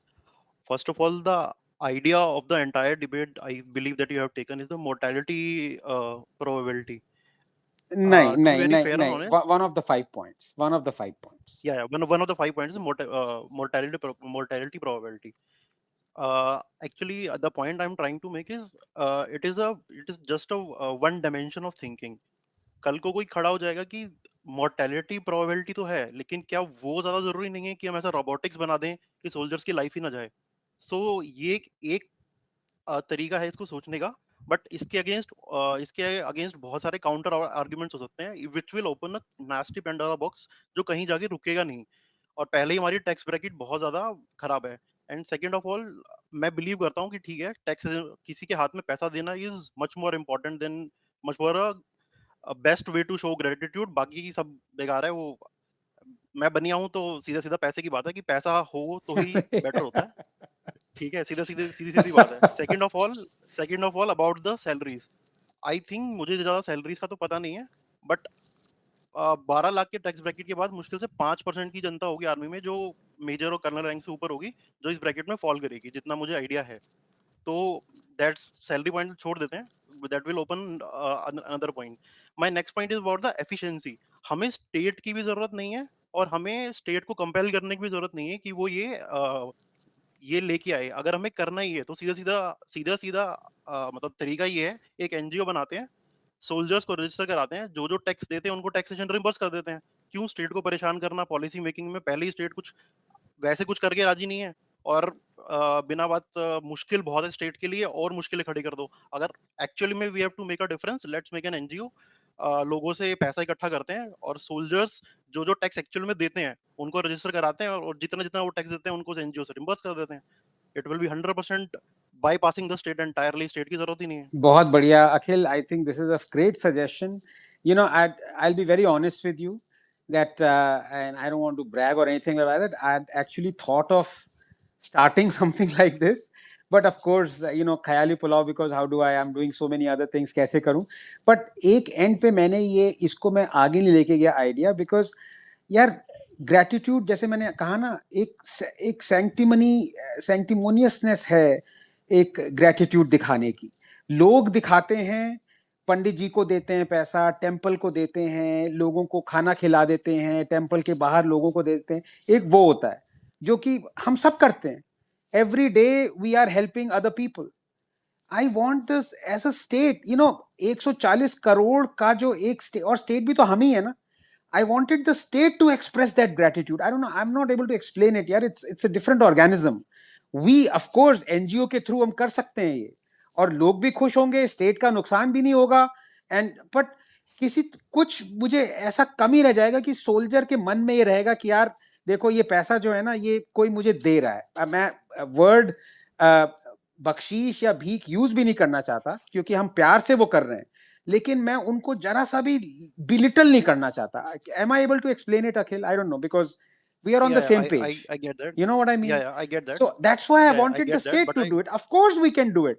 Tomorrow there will be hundreds of people, millionaires, billionaires, who would start this NGO. But I wanted something more than that, you know, because I don't want this kind of our soldiers to feel कि यार India नहीं कर रहा. Okay, that's the word. देश नहीं कर रहा, एक जस्ट देशवासी कर काउंटर रहा आर्गुमेंट कहना है। है. Please please. एक हमारे देश में आई थिंक जय जवान जय किसान, तो farmers and soldiers are the most जिसकी तरफ स्टेट ग्रेटिट्यूड रखता है। जय ठीक विज्ञान है, भी आ गया, बाय एंड द वे. अब इन आप मुझे इतना वो मत मतलब करें. ठीक है, हाँ, एंड फार्मर्स का जो कॉन्सेप्ट, मतलब अब इसमें ये है कि सोल्जर्स के लिए एग्जेम्पशन क्यों नहीं है और फार्मर्स के लिए क्यों है। करेक्ट. सो उसमें उसमें बहुत सारी इंटरनेशनल रिपोर्ट्स हैं जो ये कहती भी हैं कि हम फार्मर्स को फ्री मार्केट से अलग रखते हैं। बेसिकली कोई प्याज है, इंडिया में प्याज की शॉर्टेज है, हम एक्सपोर्ट बैन कर देते हैं ताकि वो सस्ते माल पे ही इंडिया बेचे। वो चीजें सोल्जर्स के लिए नहीं है। Farmers are completely kept out of the free market so that they can earn more by selling. जैसे I I I follow you a lot, तो आप फार्मर्स कॉन्ट्रेक्चुअल फार्मिंग के बेसिकली बहुत फेवर में थे, मैं भी बहुत फेवर में था। अगर अब वो नहीं, तो farmers are basically kept out of the free market, they are bound to earn less. Plus the point, I don't know हाँ, हु तो ये स्लेवरी मतलब चल रही है बेसिकली. फार्मिंग जो है, जो फार्मर्स को हमने स्लेव बनाया हुआ है. You know, we are dictating to them how we should run their lives, but that's a completely different matter. Anyway, Akhil, yeah, but that's I hope you understand कि this NGO thing, although was a great idea, you know, it leaves a bitter taste in my mouth. I hope you're able to understand that. That's the whole reason for this discussion. no worries. Thank you so much. Can I please? Thank Yes, you for giving platform. thank you. Can I please have? I think I'm so sorry. I've been making Colonel Vikas Gurjar ji wait. My apologies, Colonel. Please go ahead. Thank you, Anand sir, for giving me space on this space. Uh, I was listening for a while, everyone, but जो मुझे लगता है कि हमें soldiers की ज़रूरत है क्या? मैं सभी जो हमारी ये जो फोरम है, हमारा स्टेज है, मैं सबसे पूछना चाहता हूँ क्या हमें सोल्जर्स की ज़रूरत है? शायद सभी ये बोलेंगे हाँ, हमें ज़रूरत है. अगर सोल्जर्स की ज़रूरत है, तो क्या सोल्जर्स को जो हमारी गवर्नमेंट दे रही है, क्या वो पूरा पड़ता है उनके लिए? आई डोंट थिंक सो पूरा होता है. मैं आपको एक छोटा सा एक एग्जांपल देना चाहूँगा इसके लिए. जब हम पोस्ट पे होते हैं, जो हमारी फॉरवर्ड मोस्ट पोस्ट होती हैं, तो वहाँ पे एक हमारे टास्क होते हैं अलग अलग.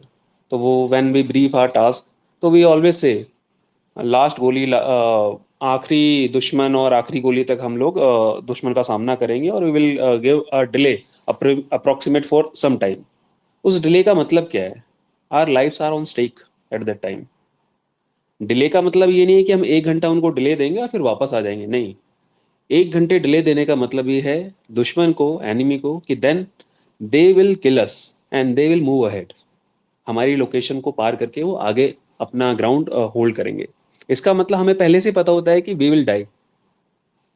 तो किसी को अगर ये लगता है कि किसी और जॉब में ऐसा कहीं पे होता है कि he is signing a bond that he will die, ऐसा कोई बॉन्ड साइन नहीं करता है, लेकिन एक सोल्जर करता है।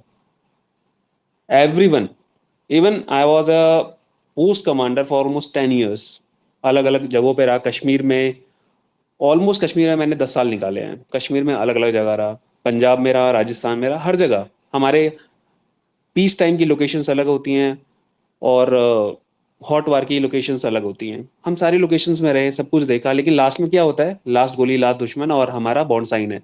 और हमारे बंदे फिर मजाक करते हैं, बोलते हैं कि अच्छा साहब, ये बताओ ये इसका मतलब क्या है। लास्ट बहुत बंदे पूछते हैं, जो नए नए बच्चे आते हैं ना, वो पूछते भी हैं, साहब इसका मतलब क्या है। मैं, बेटा इसका मतलब ये है कि तुम्हारा राशन पानी इस पोस्ट तक ही है, और जिस दिन दुश्मन आक्रमण करेगा तुम्हारे ऊपर, देन पलटन की एलआरसी, लास्ट राशन सर्टिफिकेट से तुम्हारा नाम कट चुका होगा, समझ जाना। इसका मतलब समझ गया। देन वो हंसता है, साहब कोई बात नहीं, इसी दिन के लिए तो देश की सेवा करने के लिए आए हैं। दैट इज द ग्रेटिट्यूड जो वो देता है अपनी कंट्री को। क्या वही ग्रेटिट्यूड उसकी कंट्री उसको देती है? I don't think so. Reason क्या है?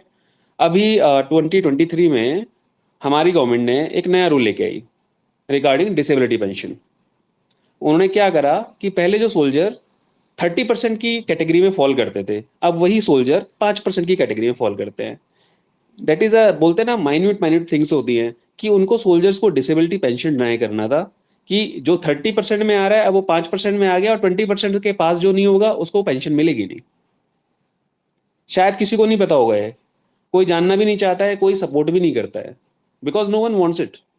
या छोड़ो यार, क्या फर्क पड़ रहा है, ये मुश्किल से 1-2 लाख लोग हैं, क्या फर्क पड़ रहा है। लेकिन किसी ने कभी कोशिश करी जानने की कि उस वो बंदा किन चीजों से गुजरा होगा? एक बंदा 3 महीने पैरालाइज हॉस्पिटल में पड़ा हुआ है, और वो बंदा, उसको पता नहीं जिंदगी में वो कभी चल पाएगा या नहीं चल पाएगा, लेकिन फिर भी उसका अपनी विल पावर इतनी मजबूत थी कि वो उठा, चलने लगा, and he was categorise as 30% disabled. आज 2012 की बातें बता रहा हूँ उस बंदे के बारे में। देन नया डिसेबिलिटी रूल आता है। ही वॉज, मैंने उस बेचारे को देखा है, उसकी हालत देखी है। सर्दियों में वो बिल्कुल अकड़ के बैठ जाता था, उस पर बैठा नहीं जाता था, उस पर उठा नहीं जाता था। Still every time he was in pen.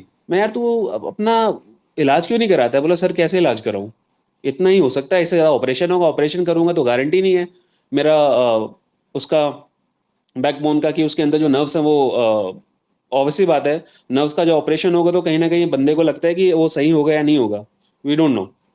तो वो उसी से उसी पेन में रहता है। फिर 2023 में ही got a new that category, कि उसका जो 30% है उसको 5% कर दिया, and still he is in pain. That is what our government, that is what our government is doing to our soldiers. इसके बारे में कोई आवाज नहीं उठाता है, कोई नहीं बोलता है। Pension, taxes are different thing. मैं ये बोल रहा हूं कि एक सोल्जर को टैक्स देना देने से कोई फर्क नहीं पड़ेगा, लेकिन उस सोल्जर की जो बेसिक नीड्स हैं उसके बारे में कोई सोचता ही नहीं है। सोल्जर्स अपना सब कुछ सेक्रीफाइस करके देश की सेवा करने के लिए आते हैं। सबको लगता है कि उसको पैसा मिल रहा है, he is earning well, yes he is earning well, but what he is sacrificing for that, his family life. एक बंदा 10-10, 15-15 दिन तक अपने घर बात नहीं कर पाता है। एक बंदे की शादी थी, पूरा हाई एल्टीट्यूड एरिया, 14,000 फीट, बर्फ पड़ी हुई है, हेप्टर आ नहीं सकता। वो बंदा क्या करेगा? उस बंदे को उतारने के लिए सारी कोशिशें कर ली गई कि कैसे करके वो नीचे आए और वहां से फिर गाड़ी में श्रीनगर एयरपोर्ट पे जाए वो, बट नहीं जा पा रहा है। शादी से एक दिन पहले मौसम क्लियर होता है, मेक शिफ्ट हेलीपैड बनाने की कोशिश करी जाती है, लैंडस्लाइड हो जाता है, फिर उस बंदे की शादी पोस्टपोन होती है। ऐसी ऐसी चीजें हैं एक बंदे की लाइफ में। ये बहुत छोटी चीजें हैं जो मैं आपको बता रहा हूँ।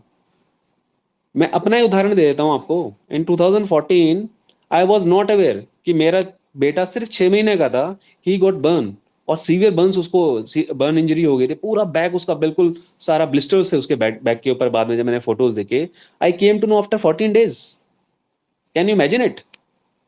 क्या एक नॉर्मल इंसान वो कर सकता है? एंड कैन यू इमेजिन कि मैंने क्या बोला होगा घर वालों को कि पापा अभी तो नहीं आ पाऊंगा मैं, आप लोग देख लेना, बिकॉज अभी थोड़ा सा माहौल ठीक नहीं है, ये मुश्किल है अभी बेटा, ठीक है ना? बोला हाँ अभी तो आराम है, पहले से ठीक है। देन आई सेड कि ओके ठीक है, आप थोड़ा देख लेना। बोला एक बार तो आके देख ले, तेरा ही बेटा है वो। मैं हाँ आऊँ कैसे, ये देश भी तो मेरा ही है ना, ये भी देखना है, कोई और नहीं है अभी इस पोस्ट को संभालने वाला। ये है एक इंसान, ये है एक सोल्जर जो सेक्रीफाइस कर रहा है। ये कंट्री को सोचना चाहिए कि उनको टैक्स देना है, टैक्स उनसे लेना है, उनको उनकी डिसेबिलिटी, उनको उनके जो चीजें रिक्वायर है वो उनको देनी है नहीं देनी है। लोग सिर्फ बोल देते हैं सीएसडी है उनके पास, वो तो बहुत ज्यादा। सीएसडी क्या है? सीएसडी कुछ भी नहीं है, he is paying for that. Just एक जीएसटी उसका खत्म कर दिया वहां से, बाकी चीजें तो वो पे कर रहा है ना। लेकिन कितना एक सोल्जर, कितना सिर्फ 5-6 हजार में उसका काम चल जाएगा क्या? उससे 5-6 हजार में से वो जीएसटी कितना होगा? 1000 रुपीज होगा। It is nothing. बहुत सारी चीजें हैं, हम लोग जो सोचते नहीं है, हम कोशिश नहीं करते हैं समझने की। सर आपने बहुत अच्छा ये जो कदम उठाया, आपने लोगों से जानने की कोशिश करी। इवन यस्टरडे आई ऑलरेडी आपके इसमें मैंने ट्वीट भी किया था, बट आई डोंट नो लोगों ने देखा भी नहीं होगा, because I am not that much, मतलब किसी ने सोचा भी नहीं होगा। मैंने बोला चिंदी चोर, sorry I am using this words, I don't know whether to use और not, but it is my emotions, that's I am using it. चिंदी चोर सरकार है, कोई भी सरकार, मैं सिर्फ इस सरकार की बात नहीं कर रहा हूँ, सभी की बात कर रहा हूँ। चिंदी चोर सरकार है। कभी भी सोल्जर्स के बारे में, आज सोल्जर्स के बारे में सिर्फ सब लोग इसलिए सोच रहे हैं कि ये इवेंचुअलिटी हुई है और सामने हमारा एनिमी खड़ा था और उसने जो हरकत करी उसका जवाब सेना ने उस जिम्मेदारी से दिया जो हमारा देश एक्सपेक्ट करता था उनसे। Thank you इसलिए so आज ये much. बातें हो रही हैं।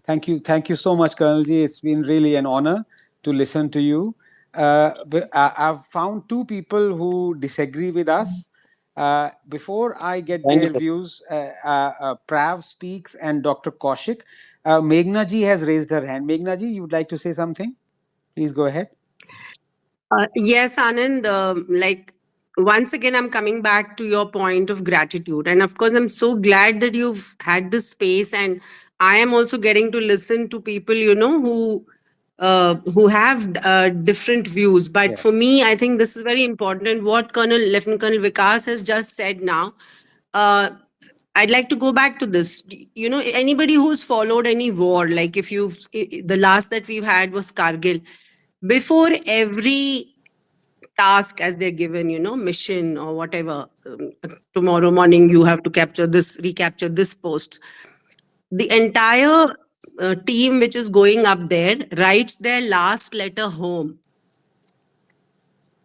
Writes a last letter which basically कि अगर मैं नहीं पहुंचा तो मेरे घर वालों को ये चिट्ठी पहुंच जाएगी. Knowing that they may not be coming back, they do this. And after that, if you say no, gratitude का मतलब है कि तनख्वाह बढ़ा दो, ये बढ़ा दो, तनख्वाह बढ़ा, that's a completely different argument. If a nation has to show gratitude, it is because the nation and the freedom and the cost of that freedom is being paid by somebody willingly. If you want to show gratitude, then I think what you have suggested is the way forward. And of course, it can be a choice if somebody wants to pay their taxes despite having this. And I know many people would want to. A lot of veterans themselves will pay the cess that you are talking about. The idea of the cess. You will find a whole lot of people who are in service and outside of service who will still pay it. But I agree with the point that if a country has to say we are grateful, then it is this way. It is not by तनख्वाह बढ़ा दिया, ये घटा दिया, वो कर दिया, fridge दे दिया फ्री में. That is not gratitude. Correct. So I really think that this needs to be the way forward, and for a soldier to say with pride that मेरे देश मुझे recognize करती है कि मैं देश और मेरे देशवासी मुझे recognize करते हैं कि मैं एक जवान हूँ, देश की रक्षा करता हूँ, इसीलिए मुझे टैक्स नहीं देना पड़ रहा. Yes. लेकिन मैं देना चाहूँ तो मैं दूंगा in whichever form. Yes. For whatever development and progress of the country. I'm sure a lot of people would happily give it. Yes. And I come But back to the country की same. तरफ से आपने क्या किया gratitude देने के Yes. लिए? And Country की तरफ से आपने क्या किया? And when you're talking about, I really liked Akhil's idea about the NGO. yes. Akhil, I have this very important. I work with a lot of issues: disabled soldiers, families of soldiers killed in action, families of soldiers killed out because of accident, illness, etc., etc. आप please एक NGO शुरू कीजिए, NGO शुरू कीजिए, और जो जो ऐसे बहुत सारे परिवार हैं जो जो सोल्जर्स इतनी डिसेबिलिटी लेके जी रहे हैं, उनके परिवार पे बहुत बड़ा बर्डन पड़ता है। बहुत सारे ऐसे फैमिलीज हैं जो किल्ड इन एक्शन हो या अदरवाइज किल्ड हो। उसमें एक नेक्स्ट ऑफ किन की पॉलिसी है which leaves out parents of the married soldier completely, which leaves out parents of the married soldier completely because they're not considered family anymore. आप please NGO शुरू कीजिए and let people contribute. You please take up such issues of gratitude also, which doesn't come under the government tax system at all, and no gratitude for them, for those who raised. So I think these are two separate things. One is abolition of tax as gratitude should come from the country. Thank you so much, And Meghna ji.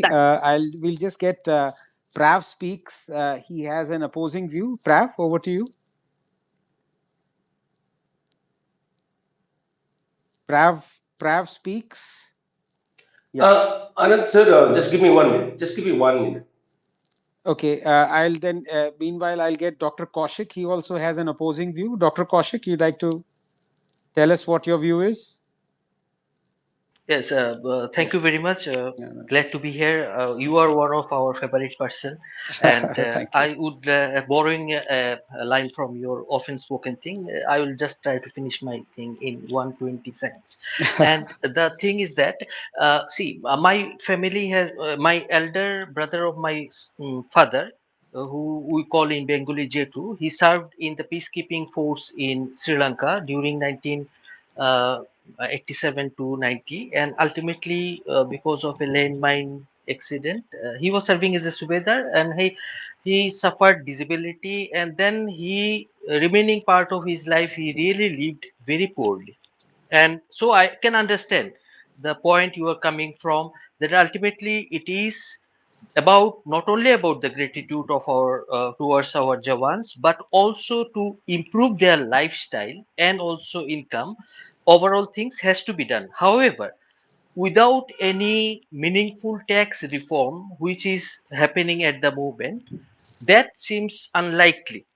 The suggestion of NGO is a very good if it is run by competent persons like Dr. Anand Ranganathan and other ex-military persons. However, what I am trying to say is that with full respect to all the serving military forces, there are certain other category of people also who are involved in emergency services like healthcare professionals, paramilitary staffs, police forces, fire service personnel, those people who are serving and risking their lives to protect, maybe not in the line of fire, but every day they are doing 24/7 jobs. And in those cases also, if there is no tax on the Jawans, then what happened to them? So what I am suggesting in a midway is that maybe extra relaxation for the Jawans should be done. Maybe like at the moment, anyone earning 1 lakh, more than 1 lakh per month is exempted from the tax net. So maybe it can be increased to 50% limit. And also other people who are involved in the life saving emergency services, they also should be exempted, if not up to the 50%, but at least 25% of that whatever common citizens So yeah. are paying. So So just to lastly, finish on that one more argument. thing. Yeah. Yes, I'm going to finish it on. And lastly, the idea is very good, but Anandji, you know how the government system works, and ultimately the how the babu spoils all the good ideas. So I am very skeptical. This will going to there is going to be happening any meaningful tax breaks for us, unfortunately. But I would like to remind you all lastly that during the corona epidemic, which was just like a war, thousands of healthcare professionals, doctors, nurses, paramedical staffs has lost their lives, and basically no much compensation was given to them. And apart from, and many of them died because of post-COVID complications, being a doctor and medical professor, I know it also, and you know it, Anandji, that apart from some paper of appreciation, which actually doesn't mean much in this today's materialistic world, the appreciation was not properly shown by our government to those corona warriors. So that's all. I still salute I salute to the your idea, and please keep it up. I'm not totally against it, but I am saying maybe practically it not be feasible. Right. Thank you so much, Doctor. And what you say is right. Again, what you mentioned, we've already talked about, I think, at length about which job is more precious than the other, or which one should be compensated more. I think that argument we've already kind of disposed of, if I can use that phrase, in the terms of um, not forcing the state to show gratitude, but the citizens to show their gratitude and the state to enable it. So let me put it, yeah, I think that's the phrase. Please allow the state, I mean, we are asking the state to enable us to show our gratitude. I think that's the least the state can do. The state would not incur any loss. And the point that you made is most well taken, as I already mentioned it during COVID. In fact, I took that specific example. In fact, it was to our utter shame that the then health minister did not even know how many doctors had died. You can see my tweets on it. He did not know. Indian Medical Association actually printed the photos of each and every doctor who died in a front page ad. So this is a country, what can I say? But the fact is, if somebody wants to show gratitude towards a person who's saving that person's life, I think the state should at least enable it. We have 12 minutes because I think we should stop at 12. It's going to be midnight and tomorrow is a working day Yeah, as well. please give someone another chance. I'm going down. Yeah, thank you so much. So I have a couple of speakers. I think if Prav is ready with his disagreement, Prav, please carry on, and then we'll have last Lieutenant Gaurav. Yeah. Yes thank you Anand Mitra. मैं आपको आनंद मित्रा हमेशा बोलता हूँ, जैसे मैं बोलता हूँ ना बग्गा जी को। तो फैक्ट इज कि what exactly are we seeking here? We are seeking here tax exemption for our arm forces, but are we the nation still? You are a scientist, right? You have to take care of everything, right? I mean, experiment. Are we the nation still? Sorry, my back throat. Are we the nation still wherein farmers earning more than 1 CR? My fault, just farmers earning more than 1 CR, आप पहले बात कर चुके हैं इस पे। तो हम लोग क्या, what parlance are trying to draw? Are we trying to draw parlance when one respected handler was equating about Himachal truck drivers? नहीं, I don't think it's the time. It's a time wherein Anand sir, I request your parlance, आप बोलिए कि 100% में 3% क्यों tax दे रहा है? Let's talk about that ना. Let's draw the samples for once and all. Who's saying? Eyes of the army. एक बार करते हैं, एक बार ही करते हैं, सॉर्ट करते हैं कि हाँ 100 लोग हैं, 100 लोग टैक्स भर रहे हैं, and then the nation, state आप बोल रहे हो, नेशन सेलेक्ट्स कि किसको क्या मिलना चाहिए, rebate, debate and all of that. Answer I take it once.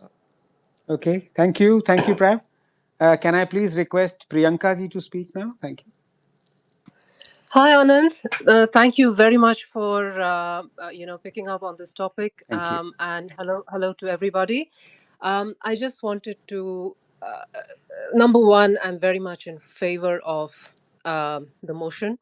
Number two, a very brief story in the interest of the time, and I'll keep it very short, Anand. I was speaking to, and I'll keep a lot of details confidential for their security, not mine. I was speaking to one of our armed forces members who's actually at the border protecting our nation. He shared a story with me, his experience rather. Anand, the experience that he shared was about a live combat situation where his fellow army man was brutally, he was almost he was bleeding badly. This gentleman not only was saving that individual's life, the other fellow army man's life, but was fighting the enemies during that combat. He then, unfortunately, the other army man lost his life. He carried the body back with him after the combat situation was over. He decimated those enemies. He brought the army man back to the base. I have not shared any specific details. I just wanted to put the story out to reiterate the point that the gratitude that we are talking about, there is no other profession in the world that can match what our armed forces do for us. Absolutely no other profession. Yes, a lot of the professions will have risks. Anand, you would know in your world of scientists, there are a lot of risks you deal with, right? Risks are there in every profession. But in no profession you sign on the letter saying, yes, I am ready to die for my nation. Like Meghna ma'am was saying earlier, even before, our army men are not just army men, our armed forces, anybody from the armed forces, when they go onto a live war to defend our nation, to protect our nation, to protect our sovereignty, to protect our integrity, to protect our people, they sign that letter. They send that letter back home. And I know this. A lot of us know this. In which profession we do this? We don't. So the minimum we can do, the minimum. And I absolutely, I always had a lot of respect for you, Anand. My just respect has gone up tenfold. No, Thank you not at for, all. No, not at thank all. But you for, no, honestly, Anand, thank you for bringing this up because, look, I mean, we are not saying that let's mandate this, but if people want to proactively want to do something for our armed forces, why not? And let's talk about even in terms of the fiscal impact. If you go by the financial year 2024-2025, the India's defense budget was somewhere around 6.21 trillion, and of which something around 3.1 trillion goes to the salaries and pensions.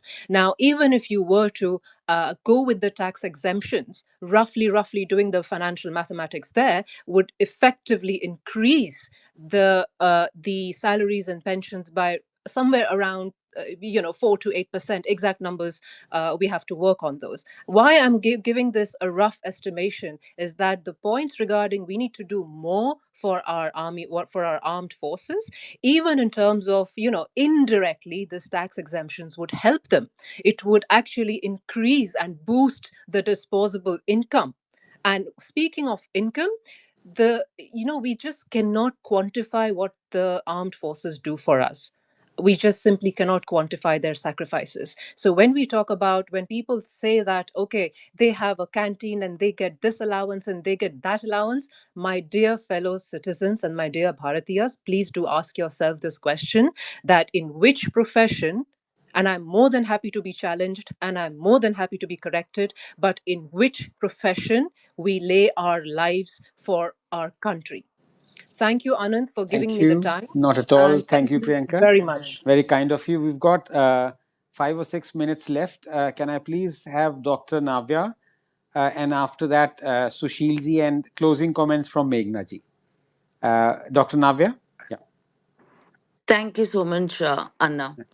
So I raised my hand when you asked who doesn't want the tax to be abolished. Though Right. I'm a third generation army officer's daughter, and my Right. brother is still serving somewhere at the border, Wonderful. location undisclosed. Be proud of you. Why I said that was because I have a very simple formula for our nation.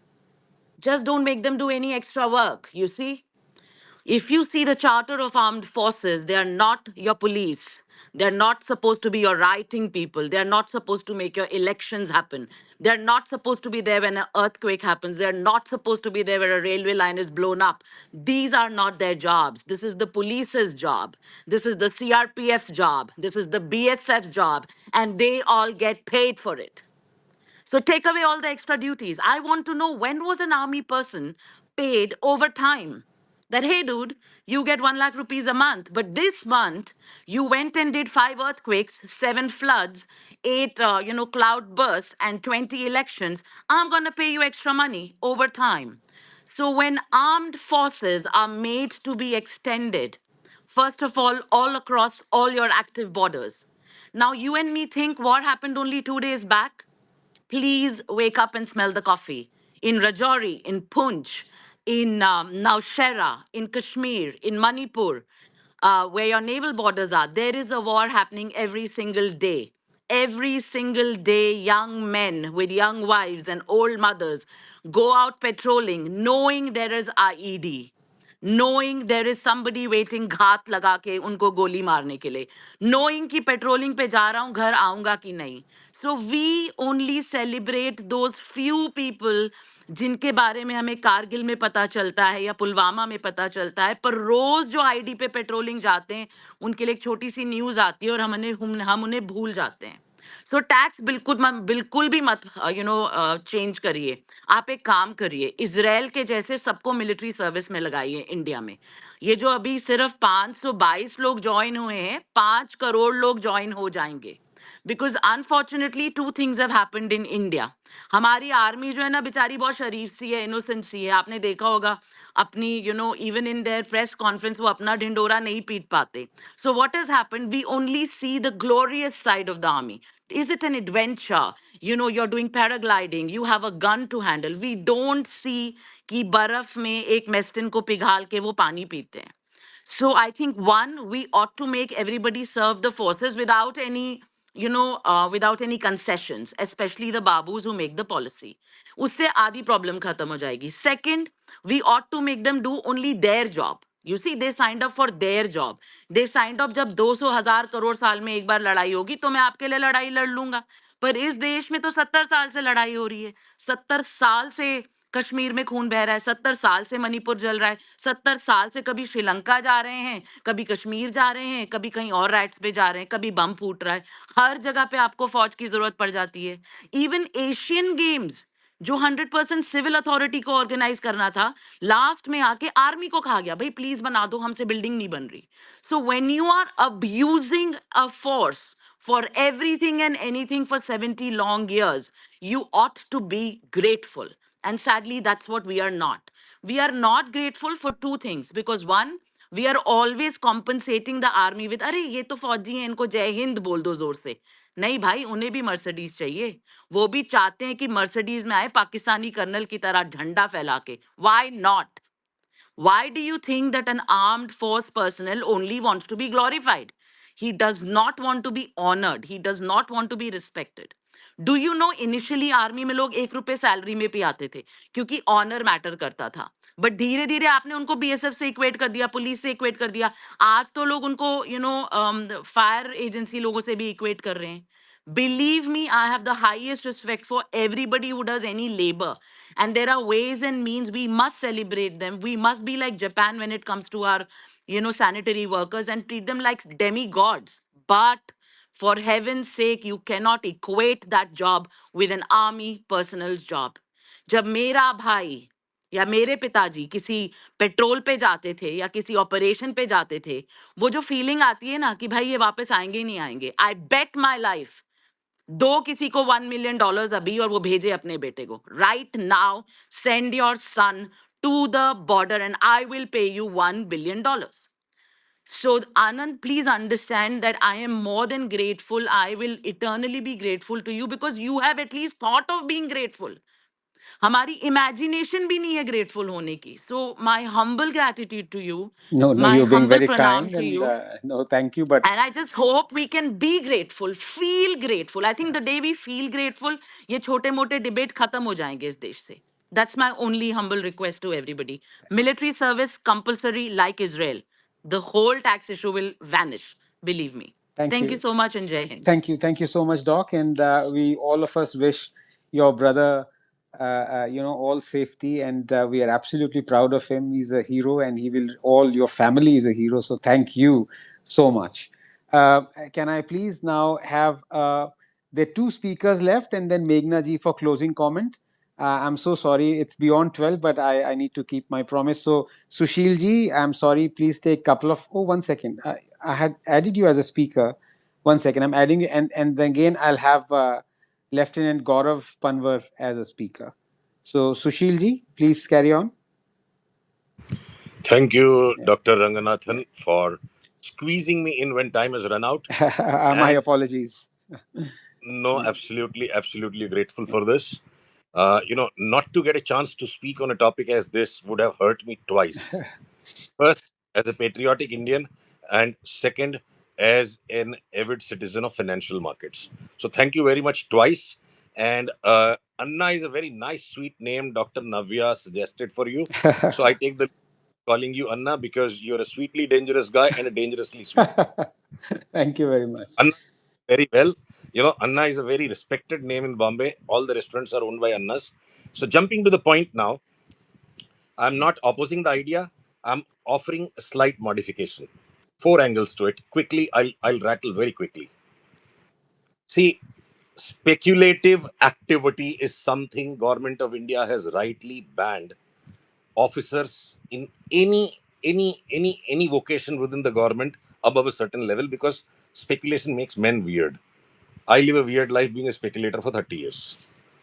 So, when financial accountability is there by way of tax returns, a lot of checks and balances can come in place. At least the corruption becomes tougher. So, zero taxes on one hand is one of the ways of expressing gratitude. Another way could be we give our soldiers an exalted status. See, the arguments that will come against this noble idea, Dr. Ranganathan. And I must confess, when I saw your tweet first, I was rattled. Ran to Google to search, Arey, what is Anna tweeting about? ये लोगों को तो tax लगता ही नहीं होगा ना.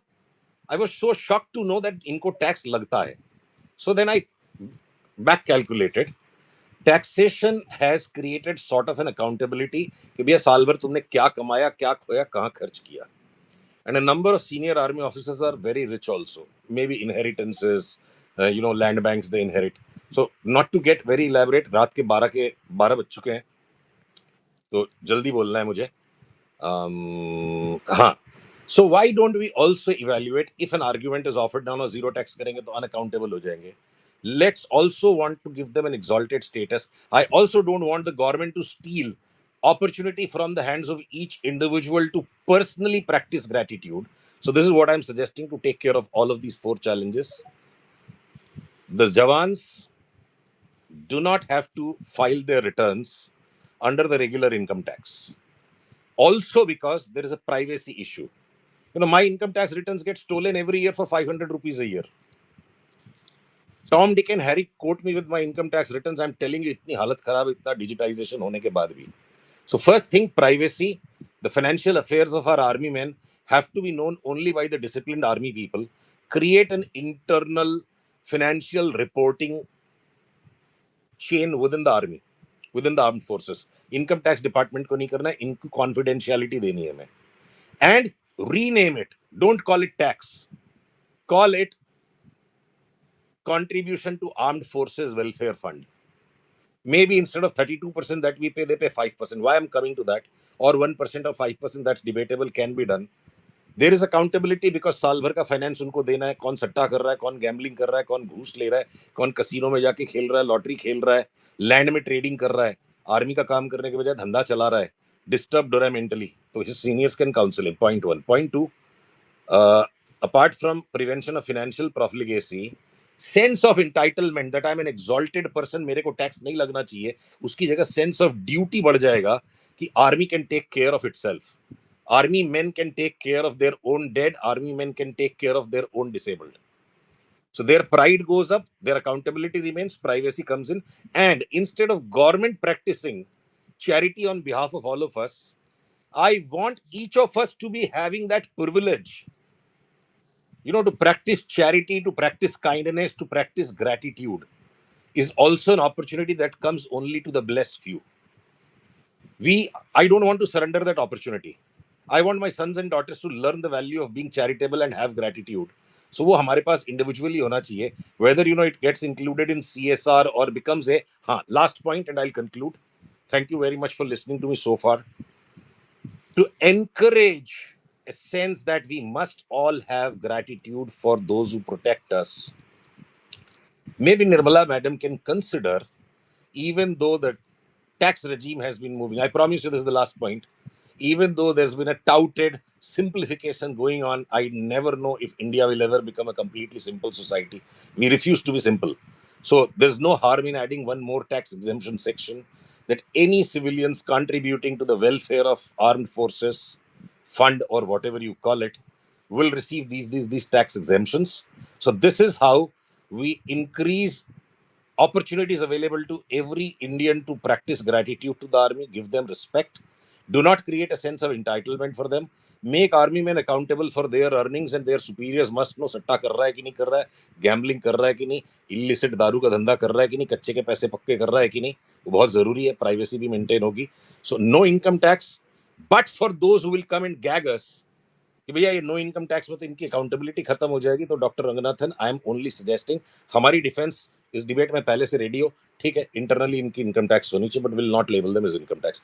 Thank you for giving me your time. And yes Anna, Fantastic. Please accept, will call you Anna. No, but Sushilji, you have made absolutely great points. Thank you so much.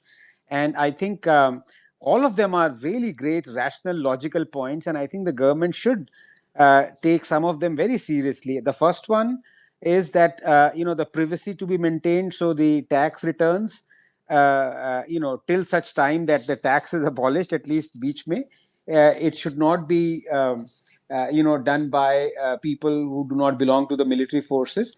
Another idea that can be envisaged is that the tax that is collected, let that be used by the armed forces. You see, now what happens is that the armed forces personnel are taxed, and that tax goes to the state coffers, and the state uses it for hundreds of things. Wouldn't it be better, or maybe the Jawans and others wouldn't mind being taxed if they know that whatever that income is that is generated from taxing them is actually used by the armed forces for their benefit, for the benefit of the armed forces, whatever that may be. So that's another suggestion that's just cropped up. I was just thinking, but you made great suggestions. Thank you so much.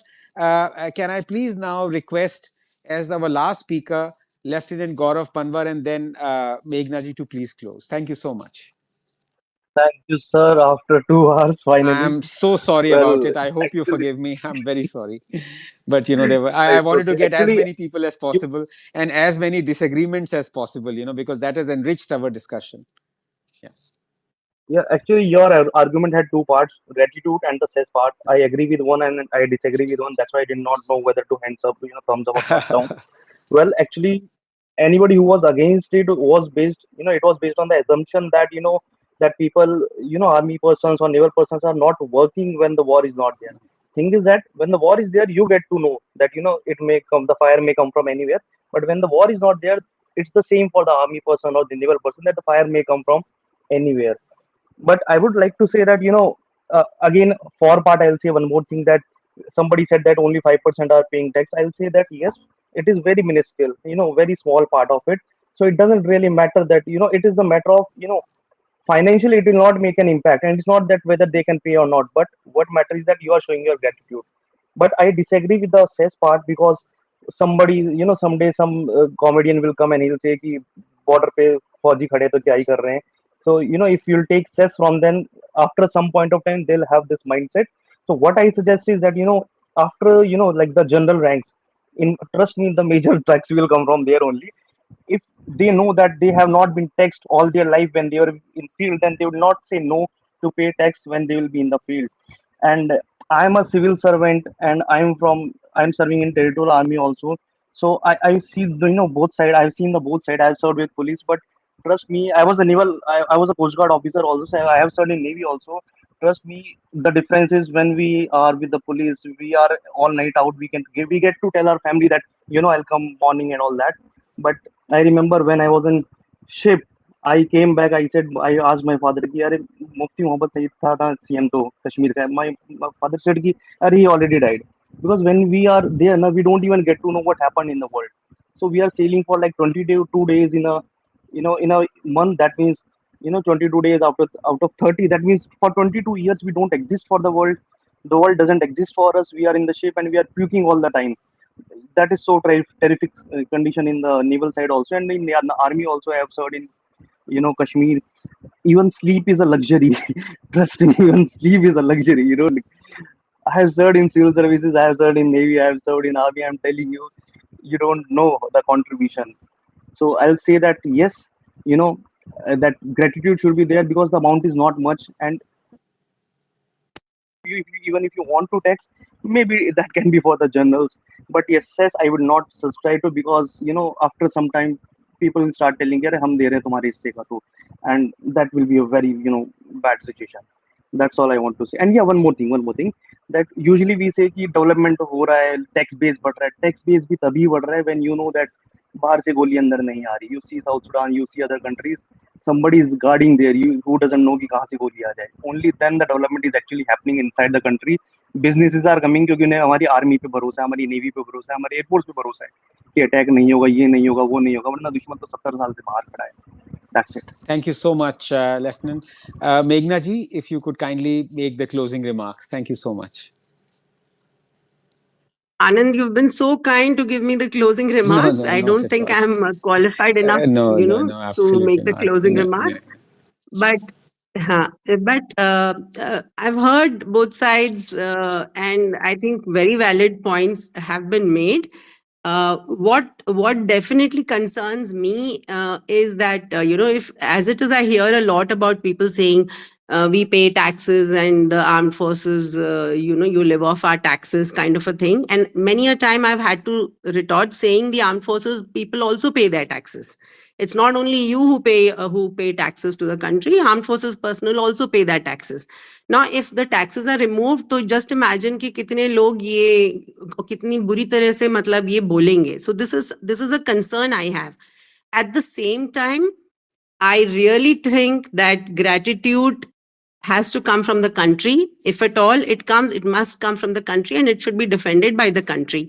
Because we through when we work through our trust, we do a lot of workshops with young students, and career options in the forces is one of our major activities that we do. A lot of students would say that I want to join the forces, but my parents don't want me to join, or my mother doesn't want me to join, and they don't want them to join because of the risks involved. This is the reason any parent, which is totally understandable. And there, so the risks are well understood, which is different from any other job. If there is this gratitude coming from the country, then just imagine the pride with which people would say that, look, this is recognized, instead of saying कि मैं हम तो tax देते हैं और armed forces वाले मजे कर रहे हैं. You are living off our taxes. I mean, it's really a very tough balance that needs to be done. So right now, I feel that your idea was brilliant. Ki, tax nahi hona chahiye. Though I also agree with the viewpoint that beyond a certain rank, it's fine. People are happy to pay their taxes. And agar sarkar pe you don't want to put the thing, to assess for those who want to give the cess. I don't know how this whole thing, voluntary business, whether it will sustain in the long term, or people will pay it for a year or two and then say I don't want to pay the cess. Then how does that come about it? I really don't know. But one additional point that I would like to make is this: a lot of people from the Forge and from the Forgy families have said this, that nobody else signs off a letter saying, I will obey orders of my superior to the peril of my life, and has to do it. And there is a second side to this. If he refuses to do it, or if he, ladai ke time pe bhag gaya dar ke mare, he can be shot by the very unit, by the very forge as a deserter. So I really think that the job that they do is like none other. It cannot be compared to any other. And the fact that unless your soldiers are standing there at the borders defending your country and its freedom, no development, no education, no progress, no scientific discoveries, nothing will not be affected. They will all be affected. So I really think that for that reason of gratitude, freedom is not free. For that reason of gratitude, I don't think one should start debating about job versus job. I think if it is well taken up, people would want to give it in gratitude, and that is the only way it should be given, not in other things are a different debate altogether. Paisa zyada do, job matlab tum conditions better kar do, that's a different debate altogether. Thanks a lot, Anand. Thank you so much, Jai Hind. Meghna ji. It's been absolutely wonderful discussion, and I'm so much wiser for it. Um, and what can I say? I'm just overawed by so many nice and kind people from the military background and officers, and Meghna ji and so many others coming and enriching the debate. I thank all of you so much for spending your time, 2 hours and a little bit more than that, for this discussion. I've learned so much from it. And I think moving forward, while I would advocate my stand based on those 5 points that I made, I think I've honed my arguments even further and included a lot of good points that were made, especially by Ahlad and so many others who disagreed. And I think it was the cornerstone of a good argument is that it has to pass the acid test of counter argument. So once again, thank you so much. I hope you enjoyed the space as much as I did. Good night. Thank you so much.